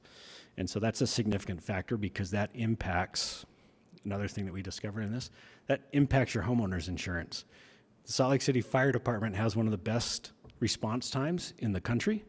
And as a result, all of those people who own property in the city have lower property insurance costs. When that goes up, everybody's insurance goes up too. Proximity to access and some of these other things that are listed here. We also wanted to address temporary shelters, which is something that the mayor asked us to do. This is basically mirrors state code. So under state code, if a city hosts an emergency shelter 1 year, it doesn't have to host another one again for another 3 years unless the city agrees to it. And so every year, the mayors of all of the cities in Salt Lake County get together, and they are supposed to come up with a plan by middle of September of how to address emergency shelters for that winter. If they don't agree to it, then the state can basically override any local regulations by either flexing the capacity of our existing facilities or locating an emergency shelter anywhere they want in the city. So we chose to codify this in our code, to follow it. There are some things that we've added. So for example, when you, below that more bolded line, where they can be located in the city, we would, under this proposal, it would be allowed in any zoning district that also allows a hotel, motel, or multifamily, or in a government-owned building, and was constructed for, or constructed as hotel, motel for lodging purposes if it's in a zone that doesn't allow that. Contains adequate restrooms for the occupancy, obviously complies with life safety issues with building and fire codes. And then the state code includes these 2 buffering requirements. It actually includes 3. We've chose one of them, which we chose to specifically exclude from ours, was that no temporary HRC could be located within, I can't remember the distance, but within, I think it was a half mile or a quarter mile of any zone that allows a residential use. That essentially zones them out of the city when you map that, except for our industrial areas, which are places we don't think are appropriate for this. And so the state code gives cities the ability to reduce or waive those buffering requirements. We chose to keep the buffer that's in state code from an existing HRC. That's a 1 mile radius. And we wanted to maintain some discretion on the 1,000 feet from a community location. The list of community locations is extensive. It's very long. It's different than the list for bars and restaurants, which is pretty much schools, churches, parks, libraries, playgrounds, right? This list in the state code is actually the spacing requirements for places that sell tobacco, which includes probably a dozen other types of land uses, and so including distance from residential. And so we wanted to maintain that as a discretion that can be waived by the city if somebody wants to open a temporary shelter. The other important thing is none of this precludes the city council or prevents the city council from authorizing a use through temporary land use regulations, which is how the city council has authorized the emergency shelters in the past. One question we do get asked is how are existing HRCs and shelters impacted? They're not. They do become non-conforming uses. They have every right to continue. The code specifically says that they're allowed to continue subject to the conditions of approval that were in place at the time of their approval. If they want to expand or do something else, then they would have the choice of trying to go through and apply this overlay so that they could do that. Real quick, the other significant thing that we did in this relates to religious institutions that provide emergency shelter as part of their right to assemble under federal law, the Religious Land Use and Institutionalized Persons Act.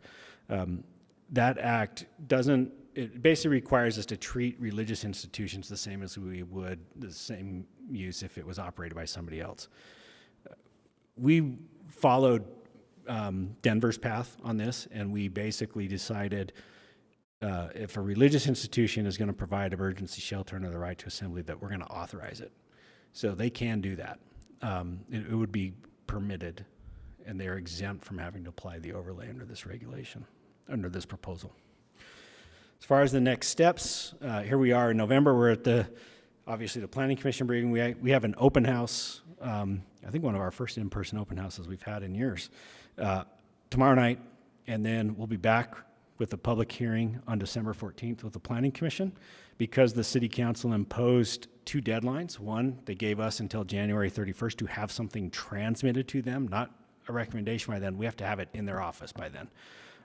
So we think that December 14th is the best date for that. If for whatever reason it ended up getting pushed into that first meeting in January, we could still get to them by January 31st.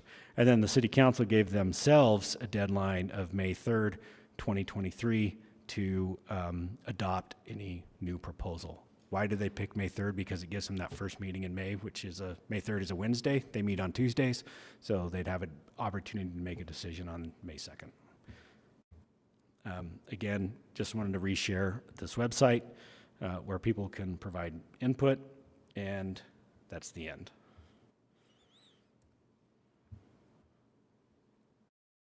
Questions for Nick? That's a lot. You know, Nick, I really respect the amount of work and effort that went into this, and I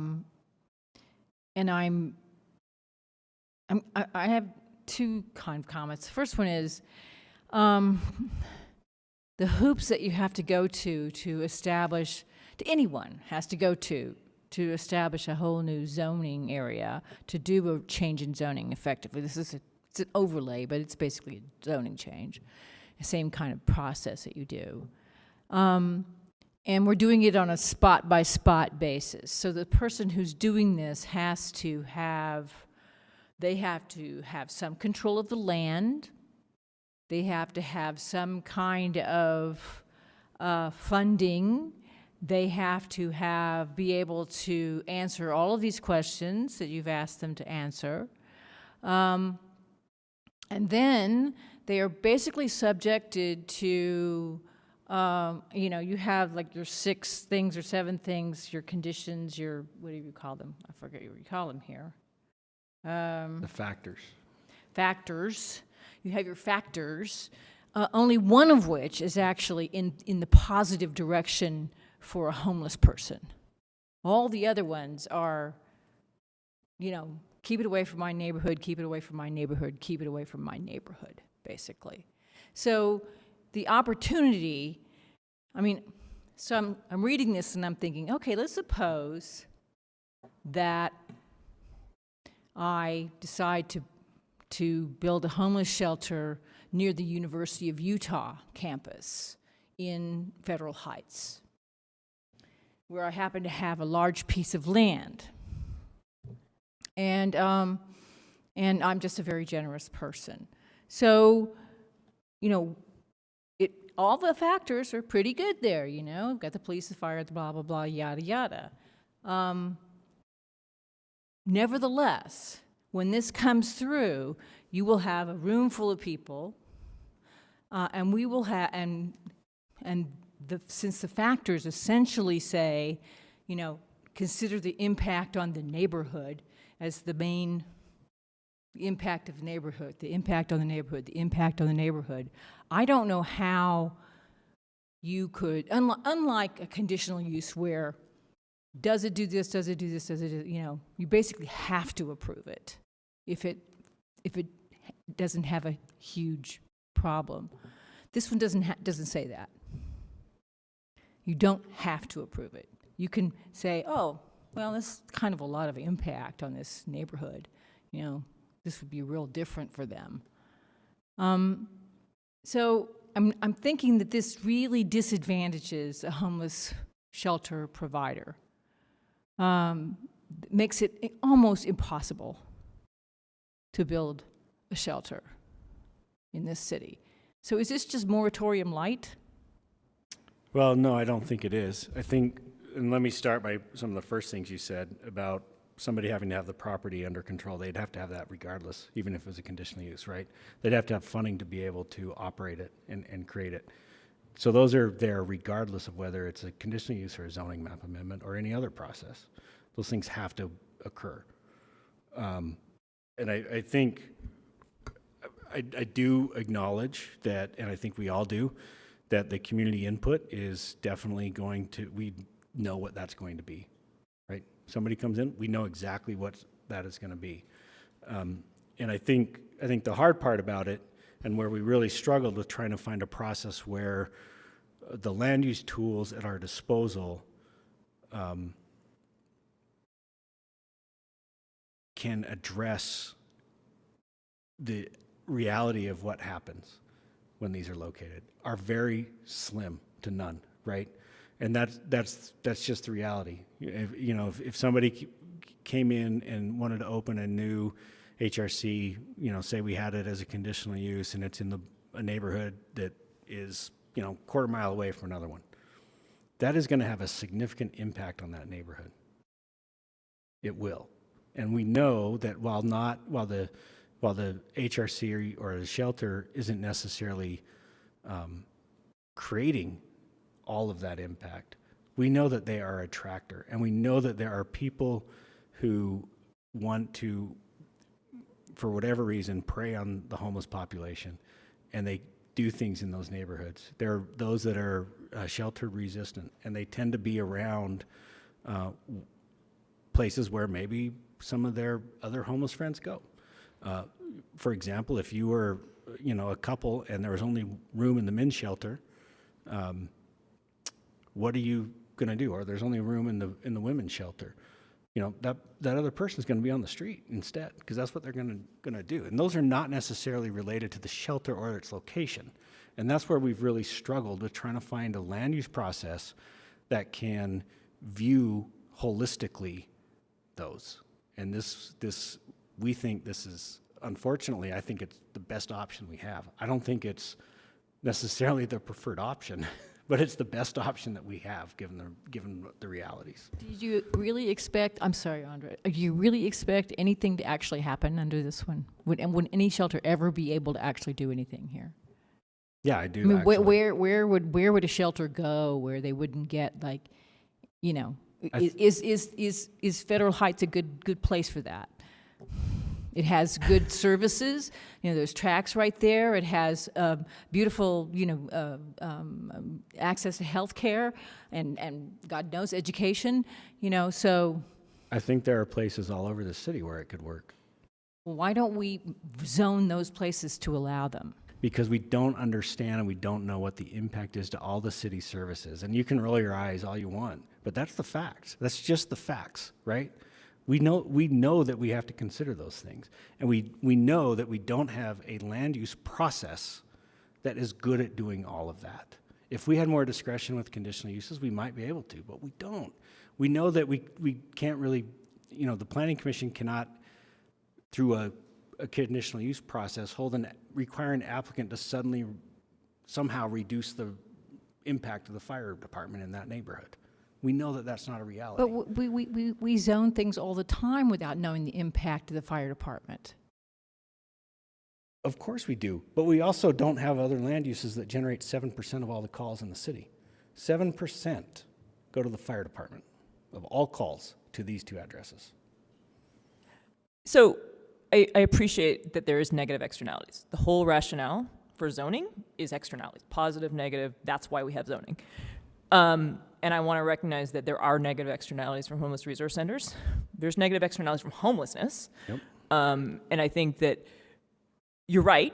Zoning can't address the negative externalities from homelessness. And I'm not sure eliminating temporary shelters, I don't think it's fair to say that, it's the same thing to having to acquire the parcel of land for a conditional use process as for a discretionary process as to whether you can get a zoning map change is quite the same thing. Two things I think would improve this, given that I think it's going to go forward regardless of whatever the Planning Commission says. My guess is family shelters. We have a lot of homeless kids, and my guess is that we don't have nearly the same negative externalities from family shelters. And I'm also wondering if our shelters for victims of domestic violence have my guess is most of our negative externalities in terms of, the criminal element, there is a threatening element. I don't want to deny that exists. My guess is those are the single men. And so I don't know whether there's some way of making a conditional use process for family shelters or for shelters for women's. I hear what you're saying, that sometimes they have a partner, but I don't want to punish children, because we have this element in our single male homeless population that it does cause crime to businesses. This is a real impact, and I understand the frustration of West Side residents. The other thing is, I appreciate all the interviews with people experiencing homelessness. I'd like to hear from the providers. Like to hear from VOA and the Road Home, like what could make this work for them so they think they could eventually build a shelter again. Because my concern is that we haven't heard, is it feasible for them to tie up the land the way a professional real estate developer would while they go through a discretionary zoning map amendment? Because I'm not sure that's feasible for them. Anyway, those are the two things I think we might be able to improve upon.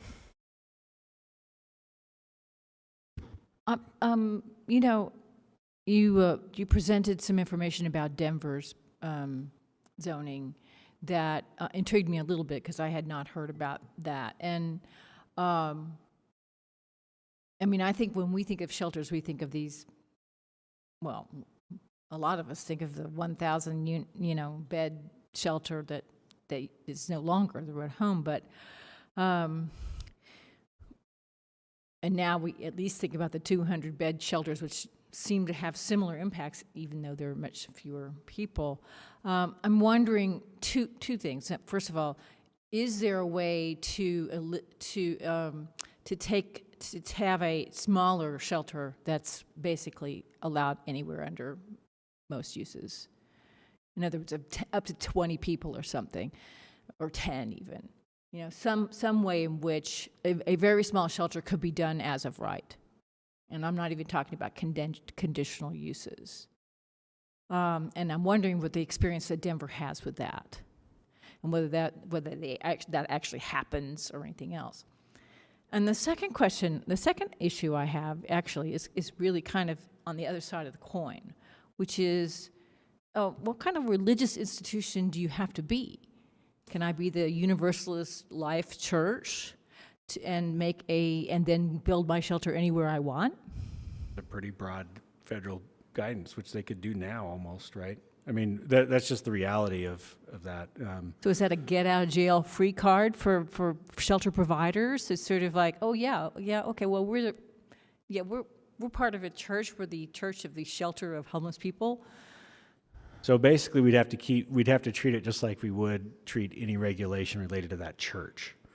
So if somebody wanted to come into an R1 zone where churches are allowed or places of worship are allowed, if it's under a certain size, they go through a conditional use process. That's the exact same thing that would happen for any aspect of that religious institution. And the conditional use conditions would be the same as they are for any other conditional use. Right, and it's not specific to homeless shelters. That's right, because we'd be looking at it from the aspect of their right to assemble and that impact on that, and what impact that creates. Is this the way we do things now? Yes. Okay. Yes, we have several religious institutions in our city that are currently housing people.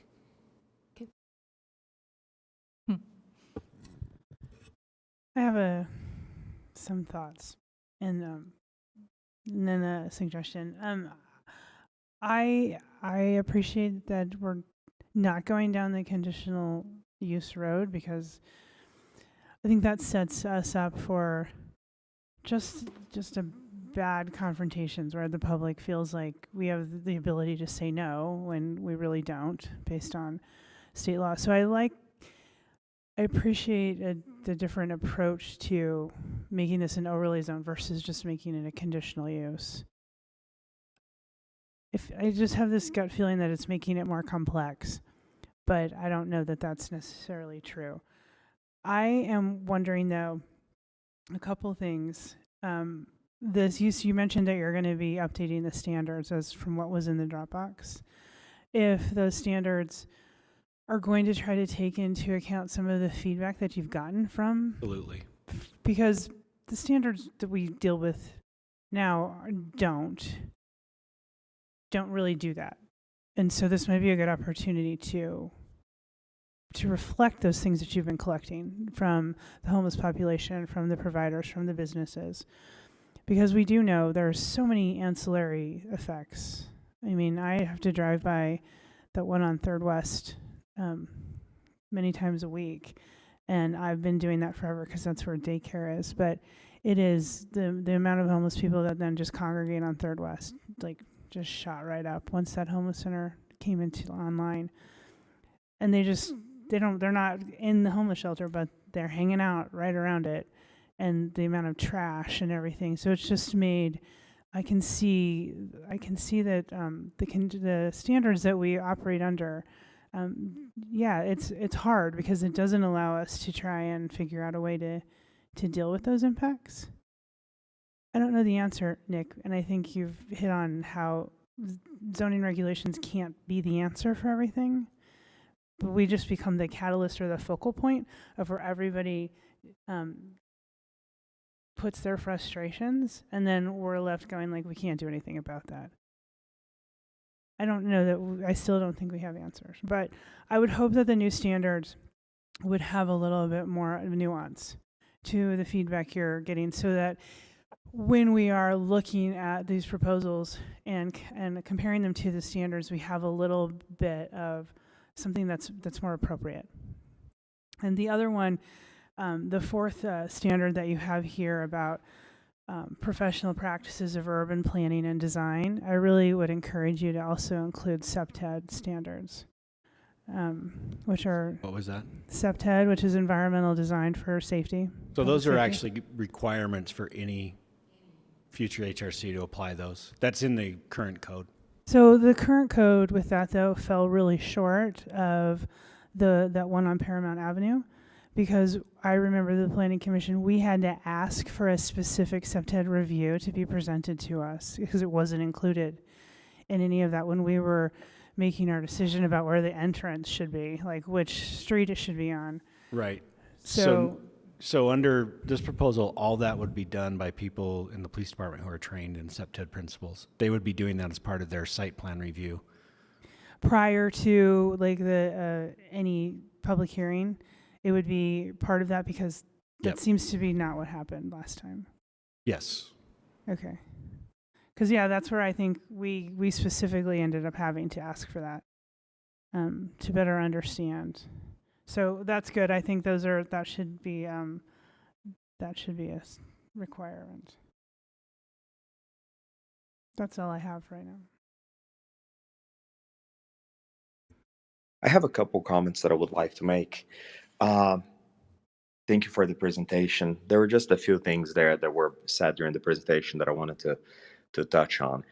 I understand that the homeless people in our community are looking for safety, just like everyone else. But there is a clear difference between someone who's a homeowner or paying rent, or someone that is abiding by the law and chose to live in a certain neighborhood. The difference is that the person's there abiding by the law, they are paying taxes, they're doing what they need to do. I understand some people are going to need help, but we need to make sure that we do not do that to the detriment of the people that are living in the neighborhood.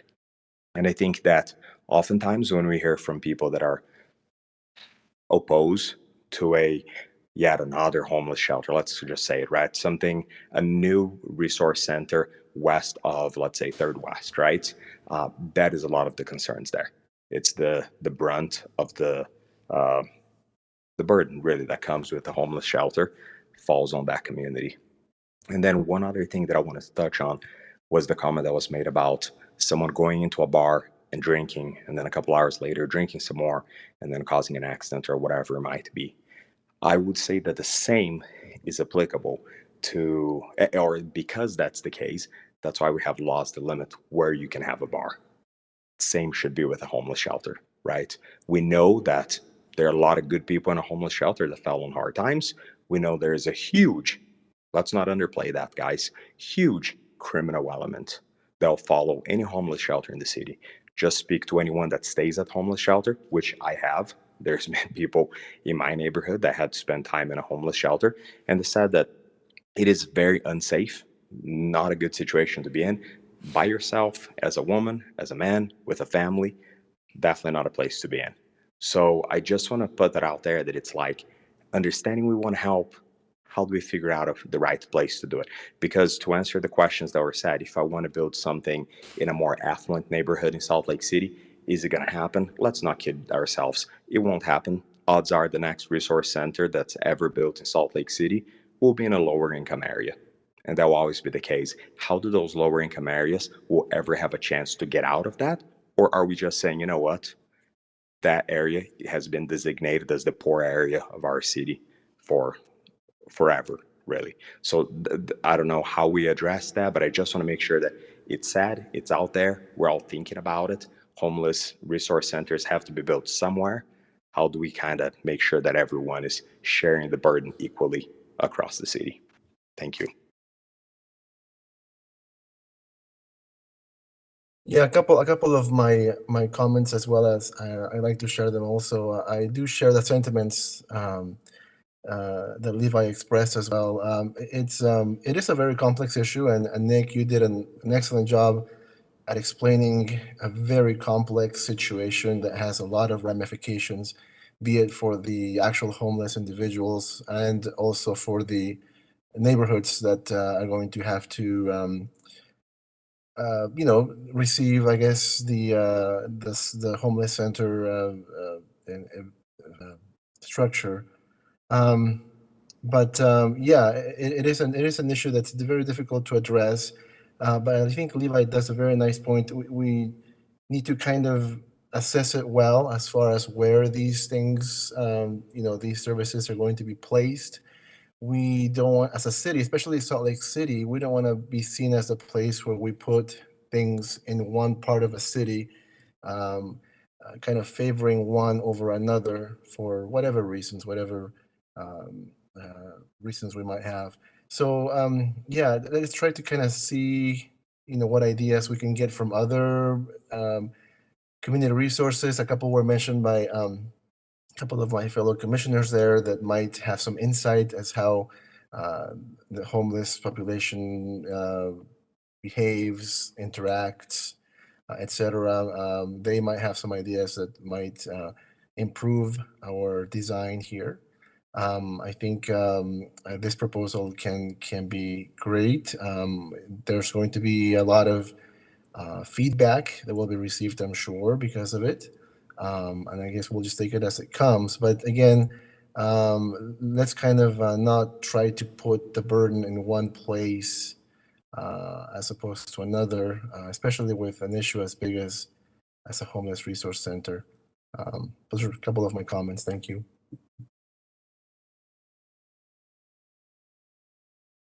Nick, can I just ask, I guess I do very much hear the equity of where they're going, but I would have thought an easier way of ensuring we achieve equity is specifically zoning all 7 council districts to have somewhere people can put a homeless resource center. Because my concern, the Sugar House Community Council has 20 people or something. Like, we're never going to see a homeless resource center in Sugar House. We're never going to see one in the Avenues under a discretionary process because they're so well organized. We're never going to see one in Yalecrest. Council is never going to approve that under a discretionary process, not in a million years. So to me, if equity of location is the main consideration here, and we actually aren't just trying to zone them out of existence, I would just zone different parts of. And it could be a zoning that we put 20 beds. Because the concentrated poverty, I think, is where we're getting the biggest externalities. Anytime you have concentrated poverties, this is why site-based Section 8 housing failed, right? Because you had concentrated poverty. And, I can see 300 beds, we're going to have concentrated poverty and all the problems that come with that. But if we could zone for 50 beds in, the Avenues, 50 beds in especially, again, for family shelters, where I think that I could be wrong, and the service calls more, but my guess is we're not seeing nearly the same negative impacts from family shelters. The service calls are primarily health related, right? They're ambulance type services, right? It's not, Medical. They're medical. They're not police. No, police respond quite frequently as well. It's challenging to figure out the police response just because of how those are logged and tracked and everything else. And so we can't get the same fine-grained data that we can, because a lot of times their calls are not to that address, even though that's where they end up going. So it's a little bit different, but the police department is definitely impacted greatly as well. I would add that I think the business owners in Ballpark would like more police presence. I think to really mitigate the negative impacts. I think we do need, if we're going to have that many beds, we need more social workers. We need more police, because I think that's how you sort of mitigate. You have eyes on the street, right? If there is a criminal element, and I'm sympathetic to what Levi's saying. I mean, we know, 30% of these people have substance abuse issues. And so anyway, we may not be having enough impacts right now to our police to really mitigate the adverse impacts of some of these shelters. Yeah, and thank you, Andrea, for making that comment, guys. I hate being the guy that's always hitting that same key, but until we're able to walk our neighborhoods and feel safe, regardless of what time of the day it is, because I also have friends that live in more affluent parts of town, and it's insane to hear the things that I share with them. It doesn't even resonate with them. The fact that, hold on, your child can't go to the park that's 5 houses away from you, or you have homeless people up and down 1700 South. And when you're on drugs, you're not in the right state of mind.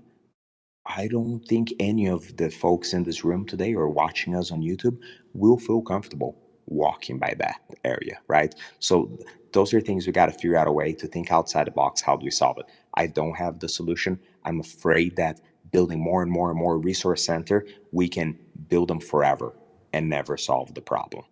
I just want to put that in perspective. I'm curious to see what other cities have done and who, if anyone, has truly solved the problem.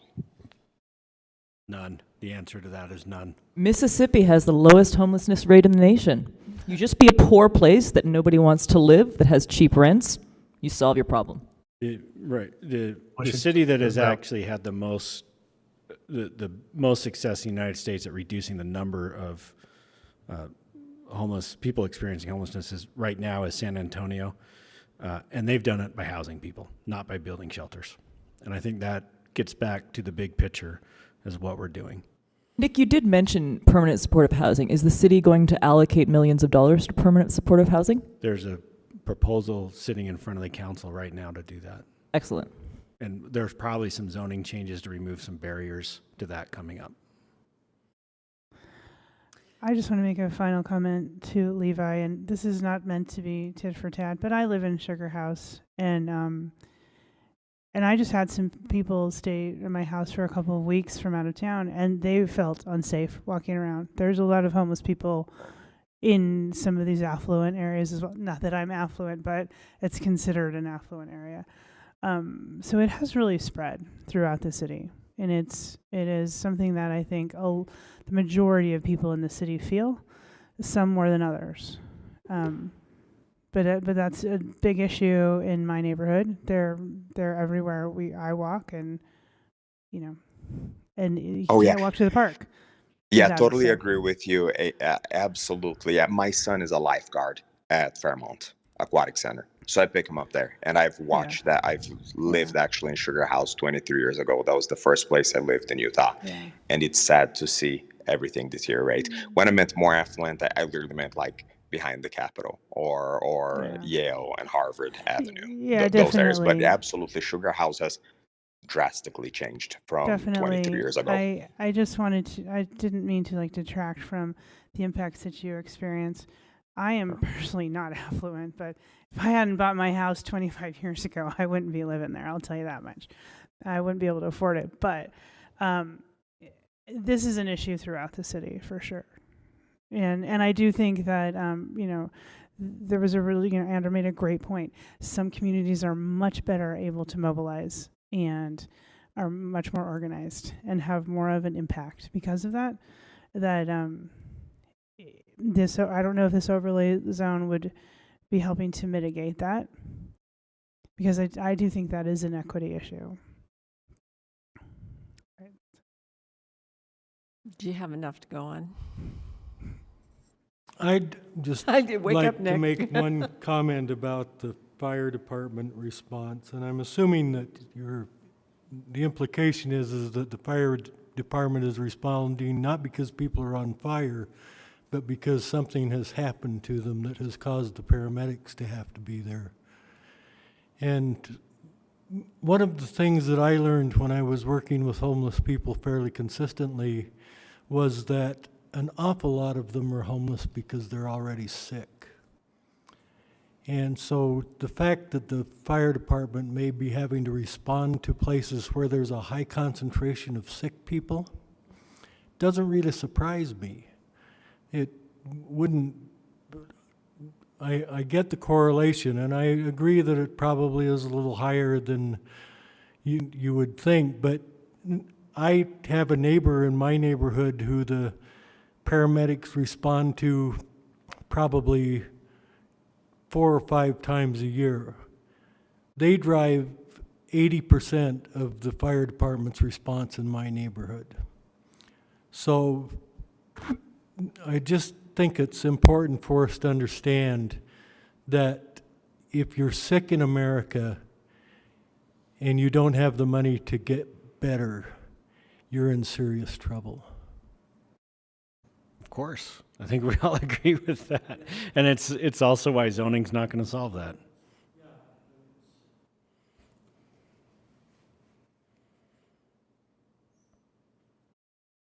Okay, are you doing the next one too? I am if we're ready to move on. I think we've hashed this one out pretty well. We haven't solved homelessness tonight. That isn't the goal. Isn't the goal. But I do want to say, I know I've asked a lot of questions and been a little indignant, but this is an incredibly intractable issue. And as you say, it's not been solved anywhere really very well. And some of the things that San Antonio does are interesting and worth looking at. There's a whole different sets of homeless people, lots of different kinds of homeless people. There's some that are short-term, some that are long-term, some that have mental health issues, some that almost all have physical health issues, almost all have, some of them, subset of them all have mental health issues. So and they're impactful all over the city. I mean, I have them in my neighborhood, so in the canyon, they live in the canyon. So it is a very difficult and intractable problem, and I appreciate what the city's trying to do. All right. We'll move on to the next item, which is probably a little easier to focus on and talk about. So this is a follow-up to an action that Planning Commission took several months ago related to modifying the regulations and how drive-throughs are regulated in the Sugar House Business District. So the commission asked us to bring back different options. These are listed here, whether modifying existing standards would work, right now they're a permitted use, making them a conditional use with different standards or updated standards, or prohibiting the use in the district. So we did kind of a quick look at the different options available.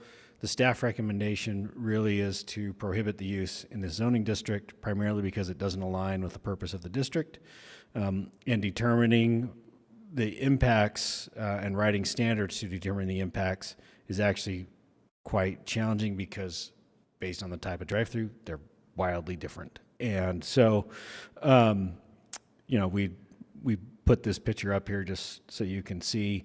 And I went back and looked at this particular business did a traffic impact study when it went through plan development. It went through plan development because there's 2 principal buildings on a single lot. That impact study is from 10 plus years ago. Show their peak demand would be 7 cars. So, one, that shows you can't rely on a traffic impact study for this type of use, because you have no idea how successful that use is going to be. And so we looked at a bunch of different drive-throughs in Sugar House. Here's some pictures of where those are. We measured the stacking length. You can see they're wide anywhere from 200 all the way up to the 560 feet.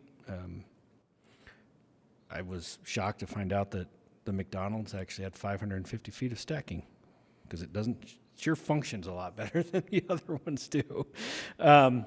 We also looked at other food service establishments, because one thing we know is that it isn't just restaurants that are causing some of the problems. We looked both inside and outside the city, so these are all images of, with the exception of the one on the right, are all images within the city of different uses and their potential stacking, so you can see. The other thing that we looked at was what the code requires, and depending on the zone and the use, it's anywhere from 80 to 100 feet, which is a minimum, and you can see all of these provided more than what the minimum was. All of these, including one that you can see vehicles actually backed out into the street. All of these at different times have cars backing out into the public rights of way. One issue that we did identify in this is a change of use. So if these were to be prohibited in the Sugar House Business District, any existing one under current rules could change to any other drive-through, because the uses are essentially the same. And that's what the non-conforming laws of not just our city but the state allow. And so if the direction that the Planning Commission chooses to go is to prohibit these, we probably would want to figure out how to address a change of use. So the pictures here are a former bank. This is on Foothill Drive and 2300 East in the city that converted to a coffee shop. That coffee shop drive-through now backs out onto 2300 East quite regularly. Not in the Sugar House Business District, but it is used to demonstrate the change of use and how the law allows them to change.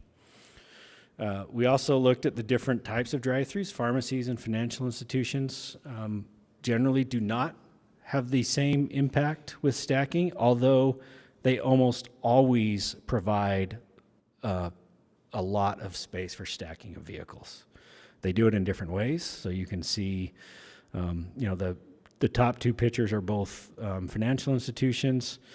They typically have multiple drive-through lanes, multiple windows, and so there's not as much, and the demand for going through drive-throughs is way different now than it was 10 or 15 or 20 years ago. The bottom two are both pharmacies.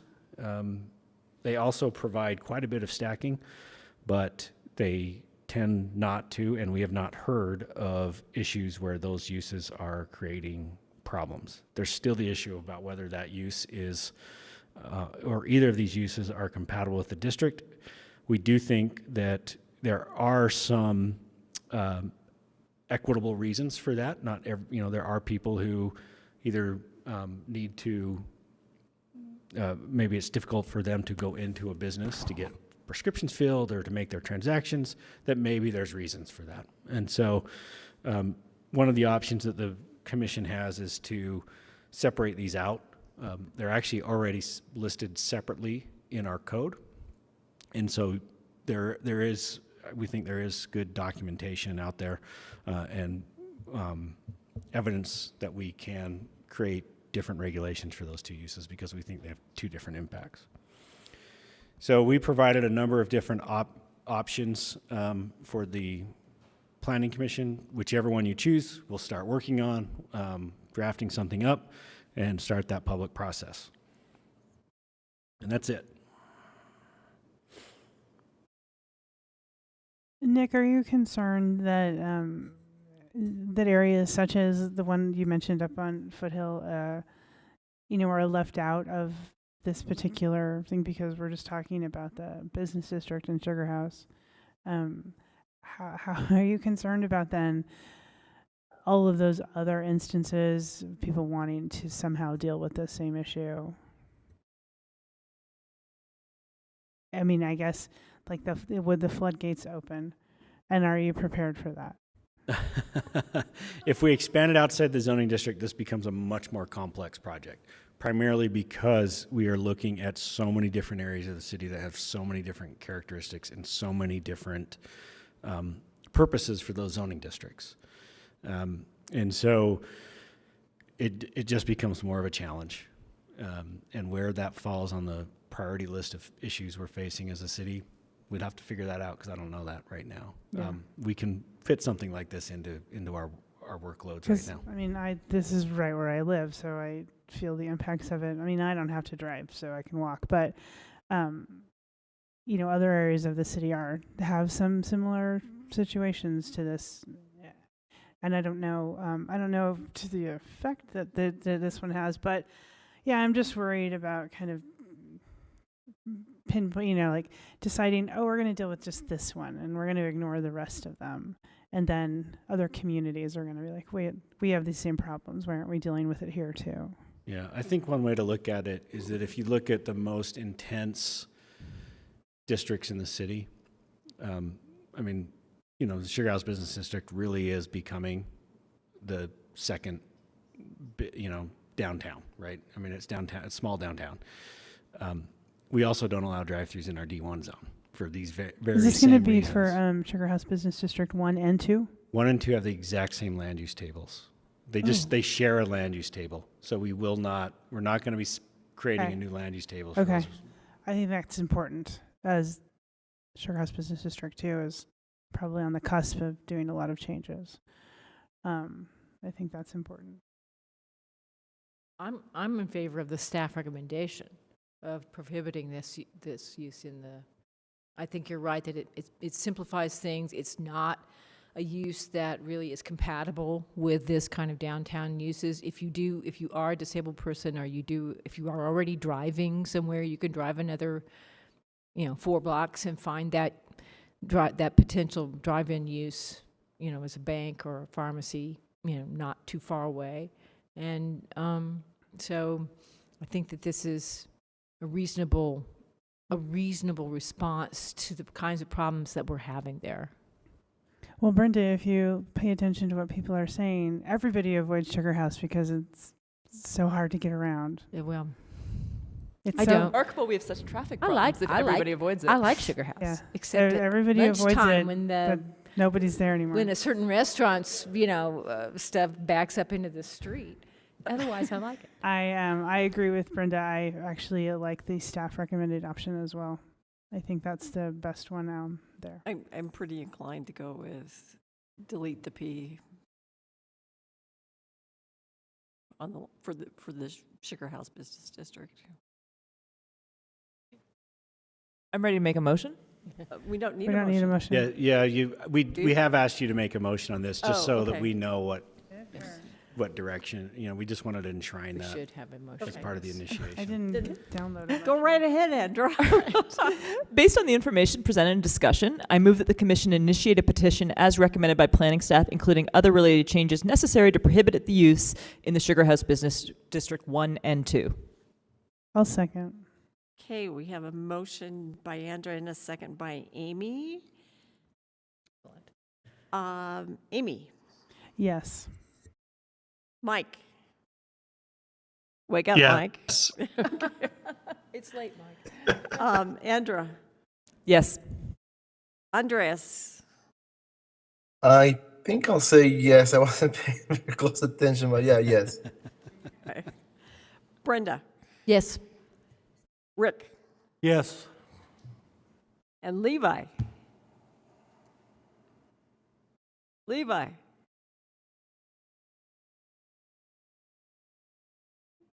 Unmute yourself, Levi.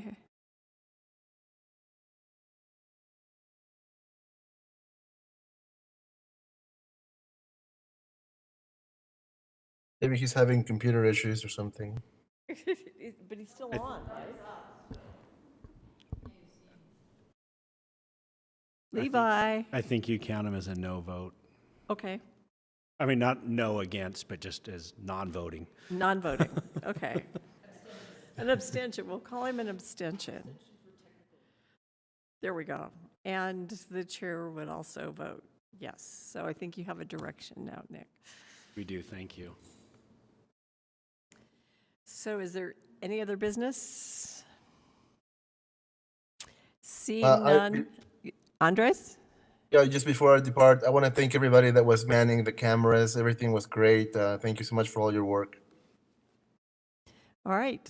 Well, I'm going to declare this meeting ended, and let's go home. Thank you. Thank you. The lights are out because they're practicing for the laser show.